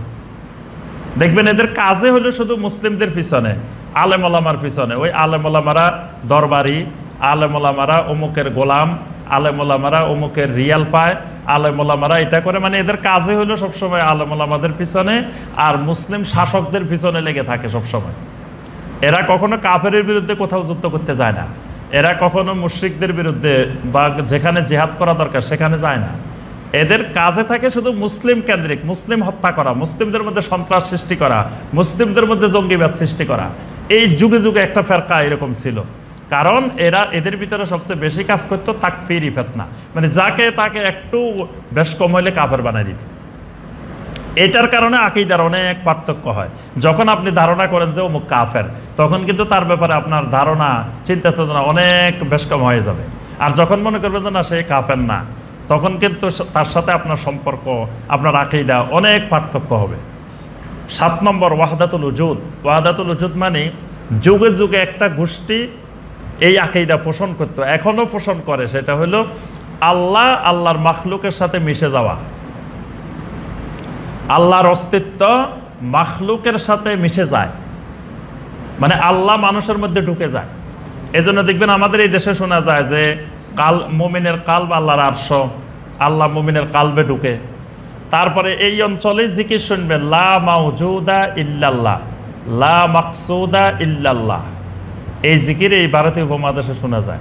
মানে লা মাউজুদা ইল্লাল্লাহ মানে যে আল্লাহ ব্যতীত কোনো কিছু মওজুদ নাই, মানে আল্লাহ যখন আমার ভিতরে ঢুকে গেছে, এখন আমি আল্লাহ, আমার ভিতরে আল্লাহ মওজুদ। এই জন্য আনাল হক বলছিল মানসুর আল্লাহ, আমরা মনে করি মানসুর আল্লাহ যেটা কুফরি করছে, কিন্তু দেখবেন বাংলাদেশের আলেমেরা মানসুর আল্লাহকে আল্লাহর ওলি মনে করে, বুজুর্গ মনে করে, যে তিনি খোদা দাবি করে আল্লাহর ওলি হয়ে গেছে। আল্লাহ দাবি করে আল্লাহর ওলি হয় কেমনে? এই ওয়াহদাতুল উজুদ। এই ওয়াহদাতুল উজুদ অসংখ্য মুসলিমের অন্তরে অন্তরে ঢুকে আছে। তারা এই মতবাদে বিশ্বাস করে যে আল্লাহ বান্দার ভিতরে ঢুকে যায়, তখন বান্দা আল্লাহ হয়ে যায়। নাউযুবিল্লাহ। দেখবেন ওয়াজ মাহফিলেও এইসব বিষয় তুলে ধরা হয় মানুষের সামনে, এই ওয়াহদাতুল উজুদ। 8 নম্বর বিষয় আল ইস্তিগাসা বি আরওয়াহিল আহিয়া ওয়াল আমওয়াত, মৃত ব্যক্তি জীবিত ব্যক্তি থেকে রূহানিভাবে সাহায্য সহযোগিতা পাওয়া। এটা একটা শিরকি ধারণা যে কোনো ব্যক্তি মারা গেছে, তিনি যত বড় দিনদার সালেহীন নেককার মানুষ হোক, তার থেকে আপনি রুহানি ফায়দা পাইবেন, সাহায্য পাইবেন, এই বিশ্বাস পোষণ করার কারণে আপনার এরকম অসংখ্য আকীদা তৈরি হয়, যেই আকীদাগুলোর মাধ্যমে আপনার কবরের কাছে যায় সাহায্য চাওয়া হয়। কবরে যে ঘুমাই আছে, শুয়ে আছে, কবর যাকে কবরওয়ালা কবরে দাফন করা হয়েছে তার কাছে মানুষ মান্নত নিয়ে যায়, গরু নিয়ে যায়, খাসি নিয়ে যায়, মুরগি নিয়ে যায়, বিভিন্ন টাকা পয়সা নিয়ে যায়, মান্নত করে। কেন? ওই লোকটা মারা গেছে, মান্নত করে কেন? মোমবাতি নিয়ে যায়, তারপরে আপনার মশারি নিয়ে যায়, তারপরে কত কিছু নিয়ে যায়, আগরবাতি নিয়ে যায়। তো মাইয়াতের জন্য এগুলো নিয়ে যায় কেন? নিয়ে যাওয়ার উদ্দেশ্য হলো তার আকীদা, তার বিশ্বাস, উনি মারা গেলে কি হবে, ওনার পাওয়ার এখন আগের থেকে অনেক গুণ বেড়ে গেছে। জীবিত থাকতে যা ছিল এখন মারা যাওয়ার পরে, জীবিত থাকতে তো এটা খাঁচার ভিতরে আবদ্ধ থাকার কারণে পাওয়ার একটু কম ছিল, এখন খাঁচা থেকে বের হয়ে যাওয়ার কারণে এটার পাওয়ার অনেক গুণ বেড়ে গেছে। আগে যদি দুনিয়াতে থাকতে আপনি 10 বার গেলে এটার ওনার কাছে একটা কাজ হইতো, এখন একবার গেলে সেই কাজ হইব। এটা হলো আল ইস্তিগাসা বি আরওয়াহিল আহিয়া ওয়াল আমওয়াত। এই কারণে আকীদার পার্থক্য আছে। আপনি তারে যত মানা করবেন, ভাই এখানে গেলে শিরক, কয় না মিয়া আমি এখানে যাই অনেক উপকার পাইছি, অনেক কিছু পাইছি, তাহলে তার আকীদার ভিতরে এটা ঢুকে গেছে যে তাই সেও তাকে সাহায্য করতে পারে। আল মুরাকাবা ইনদাল কুবুর। 9 নম্বর হলো দেখবেন যে কবরের কাছে যায় মুরাকাবা করে, কবরের কাছে যায় ধ্যানে বসে থাকেন। অনেক মানুষ আছে এই উপমহাদেশে, তাদের আকীদা কবরের কাছে মুরাকাবা করলে কবরের থেকে রুহানি ফয়েজ আসে। কবরের পাশে যায় যদি মুরাকাবা করেন কিছুক্ষণ, তা কবরের থেকে আপনার কাছে রুহানি ফয়েজ আসতে থাকবে। তাহলে এইটা যদি আকীদার ভিত্তি হয়, তাহলে তো তার মাধ্যমে এবার অসংখ্য কবরের পূজা, কবরের শিরক, তার মাধ্যমে অসংখ্য খারাপ আকীদা, বিভ্রান্ত আকীদা ছড়াইতে থাকবে। 10 নম্বর আত-তাবাররুকাতুল বিদইয়্যা ওয়া শিরকিয়্যা, মানে বরকত, যেখানে সেখানে বরকতের বিশ্বাস, যে এখানে তাবাররুক, এখানে তাবাররুক, এখানে বরকত, এখানে বরকত। অথচ বরকত মানুষ বরকত হিসাবে জমিনে নবী সাল্লাল্লাহু আলাইহি ওয়াসাল্লাম ছিলেন শুধুমাত্র বরকতওয়ালা, মোবারক। নবী সাল্লাল্লাহু আলাইহি ওয়াসাল্লামের শরীরে বরকত ছিল, এর বাইরে কিয়ামত পর্যন্ত কারো শরীরে বরকত নাই। এলেমের মধ্যে বরকত আছে। এই যে আমি এখন আলোচনা করতেছি, যে কথাগুলো কোরআন সুন্নাহর বলতেছি, এইগুলোর মধ্যে বরকত আছে। এখানে আমরা বসছি, দ্বীনি আলোচনা, দ্বীনি হালাকা, এই হালাকার মধ্যে বরকত আছে, কিন্তু আমার শরীরে কোনো বরকত নাই। এখন আপনি যদি আসে আমার হাত মুছেন বরকত নেওয়ার জন্য, আমার কপালে চুমা দেন বরকত নেওয়ার জন্য, আমার জামা ধরি টানাটানি করেন বরকত নেওয়ার জন্য, আমার পাগড়ি ধরি টানাটানি করেন, আমার হাতে হাত রাখেন, আমার পাগড়িতে পাগড়ি রাখেন, কিসের জন্য? বরকত নেওয়ার জন্য। পা ধরতেছেন বরকত নেওয়ার জন্য। এই সব, এই যে বরকত নেওয়ার ধারণাটা, এই ধারণাগুলো শিরকি এবং বেদাতি ধারণা। এই ধারণা ঢুকার কারণে এবার অসংখ্য আকীদা তৈরি হয়। এটা আকীদার একটা মৌলিক পয়েন্ট। 11 নম্বর আল আমল মিলাল ঈমান। আমল ঈমানের অংশ কিনা, এটা ঈমানের আকীদার একটা মৌলিক বিষয়। আমল ঈমানের অংশ কিনা আপনারা কি মনে করেন? যে আমল কি ঈমান না ঈমানের বাহির? ইমাম বুখারী রাহমাহুল্লাহর যুগে অনেকে মনে করতো আমল ঈমানের অংশ না। তারা বলতো ঈমান হলে শুধু অন্তরে বিশ্বাস করলে চলে, আমল না করলে ঈমানের কিচ্ছু হয় না। যেটা আমাদের দেশে মনে করে নামাজ না পড়লে ঈমানের অসুবিধা কি? আমি নামাজ না পড়লে কি ঈমান তো আমার মজবুত। ইমাম বুখারী রাহমাহুল্লাহর যুগেও কিছু মুসলমান এরকম পাওয়া যেত যারা এরকম আকীদা পোষণ করত। এই জন্য ইমাম বুখারী রাহমাহুল্লাহ বুখারীর মধ্যে বাব কায়েম করছেন আস-সালাতু মিনাল ঈমান, সালাত ঈমানের অংশ। তারপরে এরকম অনেক ইবাদতকে ইমাম বুখারী রাহমাহুল্লাহ মিনাল ঈমান বলছেন, ঈমানের অংশ। অর্থাৎ আমলও ঈমানের অংশ, আমলও ঈমানের অংশ। তবে মানে অন্তরে বিশ্বাস আর মৌখিক স্বীকৃতি, মানে যেরকম এই দুইটার বিশ্বাসের কারণে মানুষ স্থায়ী জাহান্নামী হয়, কিন্তু আমলের গরমিলের কারণে মানুষ স্থায়ী জাহান্নামী হয় না। পার্থক্য আছে একটু এই জায়গায়। মানে একদল ছিল আমলকে পুরা ইমান থেকে বের করে দিছে, তারা বলতো যে আমলের ইমানের সাথে আমলের কোনো সম্পর্ক নাই। এই জন্য মুরজিয়ারা বলতো যে আমল না করলেও আপনি জাহান্নামে যাবেন না, ইমান যেহেতু আছে আপনি জান্নাতি। আবার খারেজিরা মোতাজিলারা বলতো না, আমলটাই ইমানের মৌলিক অংশ, মূল পয়েন্ট। আমল নাই আপনি জাহান্নামে যাবেন, আর কোনোদিন জাহান্নাম থেকে বাইরে হবেন না। আর আহলুস সুন্নাত ওয়াল জামাত মনে করে আমলটা ইমানের অংশ, তবে মৌলিক অংশ না। এই জন্য আমলের কারণে আপনি জাহান্নামে যাবেন, তবে জাহান্নামে স্থায়ী হবেন না, জাহান্নাম থেকে এক সময় বের হয়ে আসবেন। এই আমল ইমানের অংশ কিনা এটা নিয়েও আকীদার অনেকগুলো মৌলিক পার্থক্য আছে। তাসাব্বুরুল মাশায়েখ 12 নম্বর পয়েন্ট, মানে আমার শায়েখের তাসাব্বুর করা, মানে আমি যেই শায়েখের ছাত্র, যেই শায়েখের মুরিদ, যেই শায়েখের সাথে আমার তাআল্লুক, সেই শায়েখকে অন্তরের ভিতরে চিত্রায়ন করা। মানে আমার শয়নে, তারপরে আমার জাগ্রত, আমার খাওয়া দাওয়ায়, আমার চাকরি বাকরি, ব্যবসা বাণিজ্য, সবসময় আমার শায়েখ আমার ভিতরে কাজ করবে। এটাকে বলা হয় তাসাব্বুরুল মাশায়েখ। এজন্য এটার থেকে আবিষ্কার হয়েছে ফানা ফিস শায়েখ। শায়েখের জন্য ফানা হয়ে যেতে হবে। এমনকি শায়েখ যদি আমাকে শরীয়ত বিরোধী নির্দেশ দেয় তাও পালন করা লাগবে, না হয় আপনি কামালিয়াতে পৌঁছতে পারবেন না, রুহানি ফয়েজ পাবেন না সব কিছু থেকে। তাহলে এটাও আকীদার একটা মৌলিক পয়েন্ট, যে শায়েখকে আপনার ভিতরে ঢুকাই নেওয়া এবং শায়েখের জন্য ফানা হয়ে যাওয়া। এই কারণে অনেক আকীদা তৈরি হয়েছে আপনার, এই যে বিভিন্ন লতিফা তৈরি হয়েছে, জিকিরের নিয়ত তৈরি হয়েছে, অনেক কিছু তৈরি হয়েছে। মূল পয়েন্ট তাসাব্বুরুল মাশায়েখ। শায়েখের জন্য ফানা না হলে আপনি আল্লাহর জন্য ফানা হইতে পারবেন না, আল্লাহকে পাইবেন না। 13 নম্বর, উজুবুত তাকলিদ ওয়া তাহরিফু নুসুসিল কিতাব ওয়াস সুন্নাহ লিনুসরাতি মাযহাবিহিম।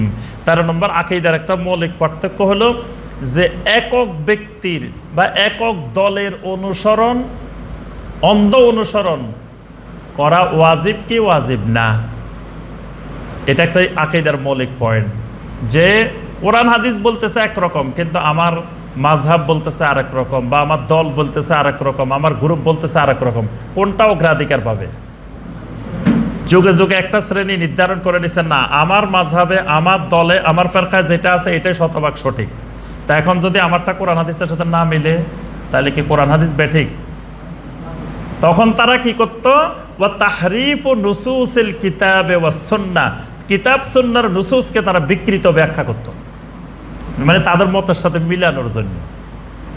কারণ কোরআন হাদিসকে তো বলা যাবে না যে না কোরআন হাদিস ঠিক নাই, আমাদেরটা ঠিক, এটা তো বলা যাবে না।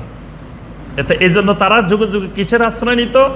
যে কোরআনের আয়াতকে, হাদিসকে তারা নিজেদের মতো করে বিকৃত ব্যাখ্যা উপস্থাপন করত, তাদের মতটাকে, মাযহাবকে প্রতিষ্ঠিত করার জন্য, তার ভিত্তিটা মজবুত করার জন্য। অর্থাৎ তার দল টিকানোর জন্য কোরআন হাদিসের বিকৃত ব্যাখ্যা করলেও অসুবিধা নেই। নাউযুবিল্লাহ। এই জাতীয় তাকলিদি চিন্তা চেতনার কারণে আকীদার অনেক পার্থক্য আছে, মৌলিক পার্থক্য। যখন একজন ধরে নিবে যে আমি এই শায়েখ ছাড়া আর কারো কিছু, অন্য কাউকে মানি না, তখন তার আকীদা, আরেকজন যদি বলেন যে না বাংলাদেশের যতজন সহি আকীদা মানহাজের তাওহীদবাদী সুন্নাহপন্থী যত আলেম আছে আমি সবাইকে অনুসরণ করি, তাহলে তার চিন্তা চেতনা আর যে একজনকে মানে আর কাউকে মানে না, তার আকীদা দুইজনের একরকম হবে না। তাই ইসলামের মধ্যে যুগে যুগে একটা গোষ্ঠী, একটা শ্রেণী পাওয়া যেত যারা এমন অন্ধ অনুকরণ করত একটা দলের বা একটা মতের বা একটা ফেরকার, যে ওই মতটাকে শতভাগ বিশুদ্ধ মনে করত, এবং কোরআন হাদিসের সাথে না মিললে কোরআন হাদিসের বিকৃত ব্যাখ্যা করে তার সাথে মিলাইতো। এরকম দেখবেন আমাদের দেশে মিলানো হয়, অনেক আয়াত দেখবেন তার কথার সাথে আয়াতের সাথে মিল নেই, তো ভাই এটা কই হলো মিলল না, যে তখন একটা ব্যাখ্যা দেয় যে বলতেছে নবী সাল্লাল্লাহু আলাইহি সাল্লাম মারা যান নাই, নবী সাল্লাল্লাহু আলাইহি সাল্লাম কি জীবিত। তো দলিল কি ভাই আপনি কোথায় পেলেন?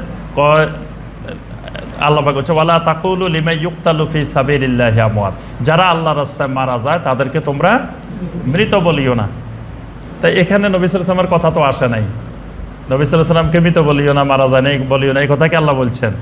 কি বলছেন? যারা আল্লাহর রাস্তায় নিহত হয়, শহীদ হয়, তাদেরকে মৃত বলিও না। তো এবার আপনারা ব্যাখ্যা দিবে যে মিয়া যদি শহীদ হইলে না মরে তো নবী সাল্লাল্লাহু আলাইহি ওয়াসাল্লামকে শহীদের থেকে বড় না ছোট? শহীদ না মরলে রাসূল কেমনে মরে? মানে তার মতটাকে প্রতিষ্ঠিত করার জন্য ওইটার ব্যাখ্যা দিবে। তো ওই ব্যাখ্যাটা কি সাহাবায়ে কেরাম তাবেঈনে কেরাম দিছেন কিনা? 15 নম্বরে আসেন। 14 নম্বরে খালকুল্লাহি আফআলুল ইবাদ, আকীদার একটা মৌলিক পয়েন্ট। আপনারা আমার কথাগুলো বুঝতেছেন তো? আরো ব্যাখ্যা করলে আরো ভালো করে বুঝতেন। তো যেহেতু আমাদের সময় কম আজকে, এজন্য সংক্ষেপে বলতেছি। 14 নম্বর খালকুল্লাহি আফআলুল ইবাদ, বান্দা যা কাজ করে এগুলাকে আল্লাহ সৃষ্টি করে না আল্লাহ সৃষ্টি করে না? এটা মৌলিক একটা পার্থক্য। ধরেন একজন লোক নামাজ পড়ে না, এই যে সে নামাজ পড়ে না, এটাকে আল্লাহ সৃষ্টি করেন না সে নিজে সৃষ্টি করে? তারপরে একটা লোক চুরি করে, মদ পান করে, এটাকে আল্লাহ সৃষ্টি করে না সে সৃষ্টি করে? এই জায়গায় বিশাল গন্ডগোল আছে। অসংখ্য এইসব বিষয় যদি আপনি একজন সাধারণ মুসলিমকে জিজ্ঞাসা করেন, সে কিন্তু কিছু বলতে পারবে না। আর আমরাও ভয়ে ভয়ে তাদেরকে বলি না, কই মিয়া সাধারণ মানুষের আকীদার কথা বোঝানোর দরকার নেই। তো সে তো ভ্রান্ত আকীদা নিয়ে কবরে চলে যাচ্ছে। আকীদা শেখানো দরকার নাই করে, তো সে কিন্তু ভুল আকীদাটা নিয়ে, আমি না শিখেলেও সে কিন্তু একটা জিনিস শিখে বসে আছে, ভুলটা শিখে সে বসে আছে, ওইটা নিয়ে সে কবরে যাচ্ছে। আল্লাহ সুবহানাহু ওয়া তাআলা প্রত্যেক কর্মের খালেক। আল্লাহু খালেকু কুল্লি শাই, আল্লাহ বলেন আল্লাহ প্রত্যেক জিনিসের খালেক। খালেক আল্লাহ ছাড়া আর কেউ নাই। বান্দার সব কর্মের খালেক আল্লাহ। বান্দার সব কর্মের খালেক কে? সৃষ্টিকর্তা কে? তাহলে বান্দার ভালো কাজেরও খালেক, খারাপ কাজেরও খালেক। তাহলে কি বান্দা গুনাহ করে এটা আল্লাহ করায়? এবার আসেন, এই জায়গায় অনেকে বিভ্রান্ত হয়ে গেছে। এক গ্রুপ বলে যে না, যে বান্দা যা করে এগুলো তো আল্লাহ খালেক, তাহলে বান্দার কোনো দোষ নাই, বান্দা হলো পুতুল, আল্লাহ যেমনে নাচায় বান্দা তেমনে নাচে। এটা দলালা, ভ্রান্ত ফেরকা, ভ্রান্ত আকীদা। আর গ্রুপ বলে যে না, আল্লাহর কোনো ভূমিকাই নাই, বান্দাই সব করে, এই জন্য বান্দার বিচার আচার হবে। আমাদের আহলুস সুন্নাহ ওয়াল জামাআর আকীদা হলো আল্লাহ সুবহানাহু ওয়া তাআলা বান্দার কাজটা সৃষ্টি করেন, কিন্তু বান্দা সেটা বাস্তবায়ন করে। বান্দার বাস্তবায়ন করার, কার্যকর করার ক্ষমতাটা বান্দাকে আল্লাহ দিয়েছেন। যেমন ধরেন একটা লোক চুরি করতে গেছে, তো চুরি করার জন্য তার কিছু বুদ্ধি লাগে, পকেট মারতে হলে বুদ্ধি লাগে, মোবাইল চুরি করতে হলে বুদ্ধি লাগে। আগে বুদ্ধি খাটাইতে হয় যে কিভাবে নিতে হবে, কিভাবে সাজতে হবে, ধরা পড়লে কি হবে, অনেক কিছু পরিকল্পনা থাকে, খাটাইতে হতো। এই পরিকল্পনা নেওয়ার ক্ষমতাটা, তার পরিকল্পনা নেওয়ার ব্রেনটা, এটা বানাইছে কে? আল্লাহ। যদি এটা না বানাইতো সে কিন্তু এই পরিকল্পনা নিতে পারতো না। তাহলে তার এই কর্মটার খালেক কিন্তু আল্লাহ। যে ব্রেন দিয়ে সে এটা করছে, এই ব্রেনটা আল্লাহ বানাইছেন, এই ক্ষমতাটা আল্লাহ দিচ্ছেন তাকে। আল্লাহ না দিলে সে পারতো না।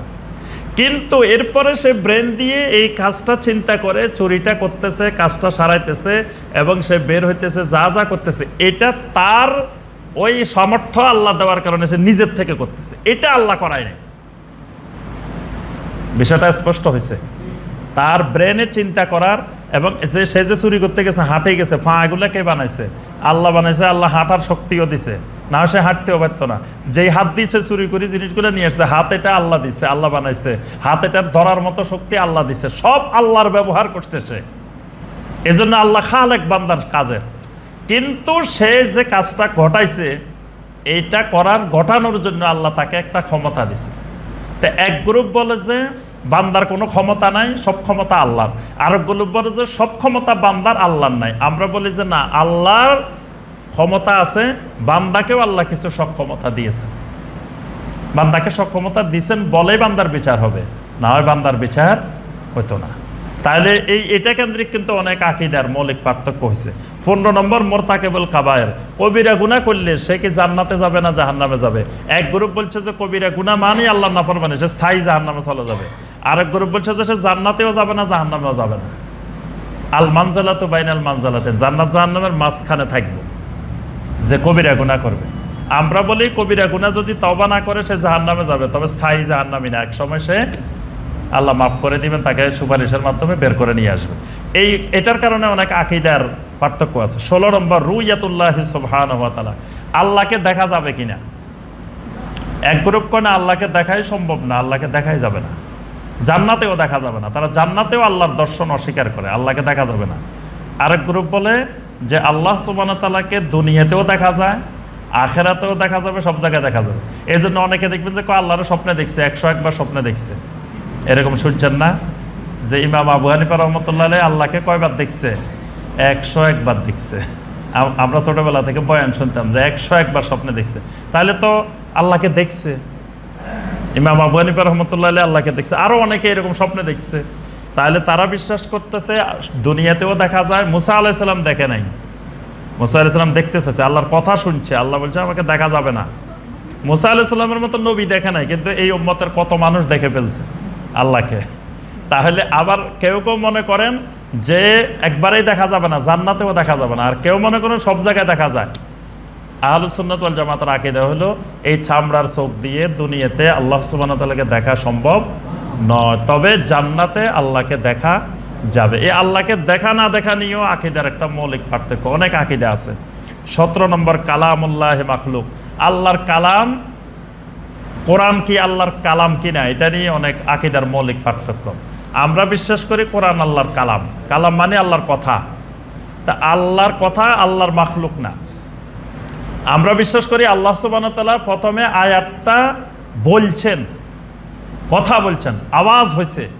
এই তেলাওয়াতটা, আওয়াজটা আল্লাহ থেকে জিবরিল আলাইহিস সালাম শুনছেন, জিবরিল আলাইহিস সালাম থেকে নবী সাল্লাল্লাহু আলাইহি ওয়াসাল্লাম শুনছেন, নবী সাল্লাল্লাহু আলাইহি ওয়াসাল্লাম থেকে সাহাবীরা শুনছেন। তাহলে প্রথম কথা বলছে কে? আল্লাহ।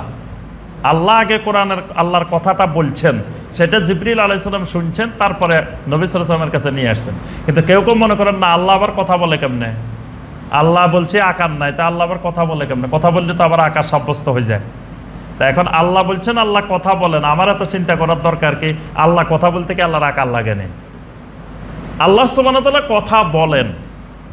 ওয়া কাল্লামাল্লাহু মুসা তাকলিমা, মুসা আলাইহিস সালামের সাথে আল্লাহ কথা বলছেন, নবী সাল্লাল্লাহু আলাইহি ওয়াসাল্লামের সাথে মেরাজে আল্লাহ কথা বলছেন। তো এগুলো তো অসংখ্য হাদিস দ্বারা প্রমাণিত, আয়াত দ্বারা প্রমাণিত। তাহলে আল্লাহ কথা বলেন কিনা, আল্লাহর এই সিফাত নিয়েও বিশাল একতলাপ। ইমাম আহমদ বিন হাম্বল রাহিমাহুল্লাহ নির্যাতনের শিকার হয়েছিলেন এই মাসালায়, এই আকীদার ব্যাপারে। ইমাম আহমদ বিন হাম্বল বলছে কোরআন মাখলুক না, আর মুতাজিলারা বলছে না, শোনো আল্লাহ কথা বলে না। আল্লাহ কি করছে? অন্যান্য মাখলুক যেমন বানাইছেন, এরকম কোরআনও একটা বানায় রেখেছেন। আর জিবরিল আলাইহিস সালাম ওই বানানো ওখান থেকে নিয়ে আসছে। আচ্ছা, জিবরিল আলাইহিস সালাম কোন অংশ আনবে এটাকে আল্লাহ বলা লাগে নাই? কি বলেন? ধরে নিলাম যে আল্লাহ আগে কোরআন বানায় রেখেছে, জিবরাইল এখান থেকে আনছে। তো জিবরাইলের তো আল্লাহ অর্ডার দেওয়া লাগছে যে কোন জায়গা থেকে নেবেন। না তো জিবরাইল কিন্তু দেখা গেছে যে কোরআনের সূরার মাঝখান দিয়ে 2টা আয়াত, অমুক জায়গা দিয়ে 3টা আয়াত, অমুক জায়গা দিয়ে 5টা আয়াত, এক এক সময় এক এক জায়গা দিয়ে আনছে। তো জিবরাইল কি নিজের ইচ্ছা মতো আনছে?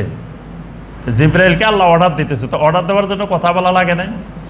কিন্তু সেই যুগের আলেমেরা বলতেছে না, আল্লাহ কথা বলে না, কোরআন মাখলুক, অন্যান্য মাখলুকের মতো। কিন্তু বিশুদ্ধ আকীদা হলো কোরআন মাখলুক না। 17 নম্বর বলছে। 18 নম্বর হলো আশ-শাফাআ, সুপারিশ কেন্দ্রিক। শাফাআতের মালিক হলো একমাত্র আল্লাহ। আল্লাহ পাক যাকে অনুমতি দিবেন, যার জন্য অনুমতি দিবেন, তিনি সুপারিশ করবেন। কিন্তু কিছু সম্প্রদায় যুগে যুগে শাফাআতকে পুরোপুরি অস্বীকার করছে, বলছে সুপারিশ নামে কিছু নাই, কোনো সুপারিশ হবে না কিয়ামতের দিন। আবার এক গ্রুপ সুপারিশকে এমন বিশ্বাস করছে যে তারা বলে যে সুপারিশ করার জন্য দুনিয়া থেকে উকিলও নির্ধারণ করে ফেলে। মানে এক গ্রুপ পুরোপুরি অস্বীকার করছে, মুতাজিলারা বলছে কোনো সুপারিশ নাই। আর এক গ্রুপ আপনার সুপারিশ কে করবে ওটা দুনিয়াতে থাকতে উকিলের সাথে চুক্তি করে ফেলায় যে কিয়ামতের দিন আপনি আমাকে জান্নাতে নিয়ে যাবেন সুপারিশ করে। এটা দুনিয়াতে তার সাথে মোটামুটি চুক্তিও হয়ে যায়। তাহলে এক গ্রুপ শাফাআত নিয়ে সীমা লঙ্ঘন করছে, আরেক গ্রুপ পুরোপুরি অস্বীকার করছে। আহলুস সুন্নাত ওয়াল জামাত মনে করে এরকম কারোর সাথে চুক্তিবদ্ধ হওয়া যাবে না। যার সাথে চুক্তিবদ্ধ হইলাম তার কিয়ামতের দিন কি অবস্থা হবে, সেই শাফাআত পাবে কিনা তারও তো নিশ্চয়তা নাই।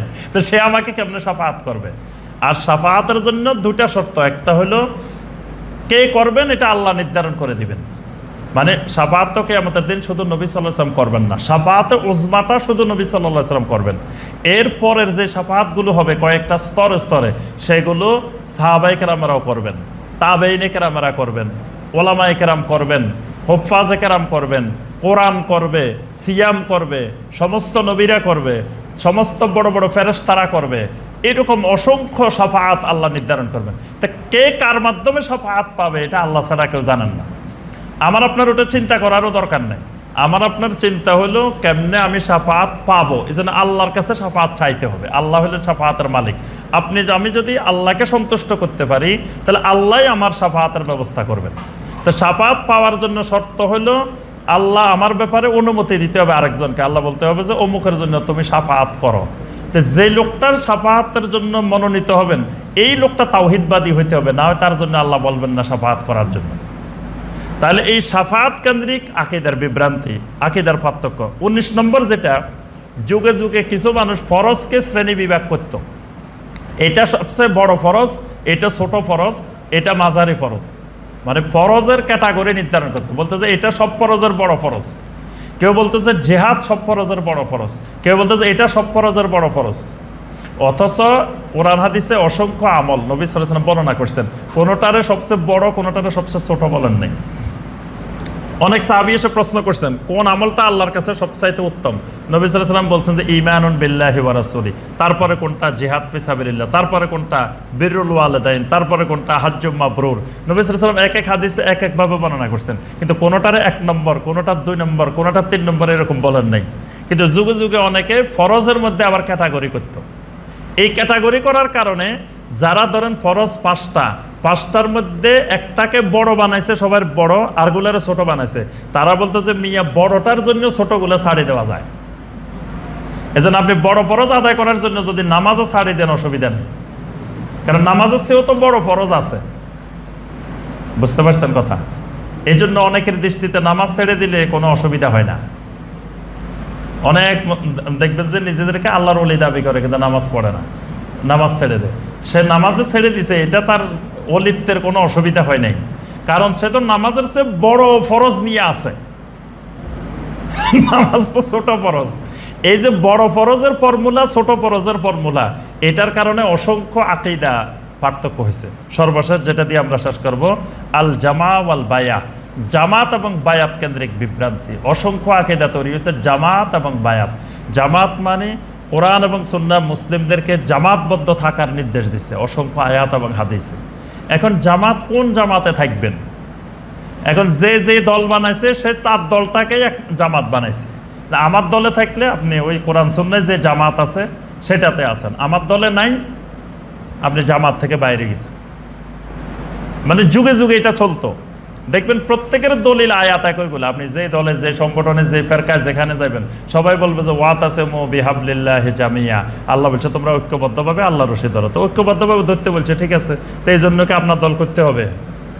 মানে এক একজন এক একটা ঠিকাদারি ডিলারশিপ নিয়ে বসে আছে, এবং যে যেটা ডিলারশিপ নিচ্ছে সে মনে করে আমার পণ্য যদি ব্যবহার না করে তাহলে সে এখান থেকে খারিজ।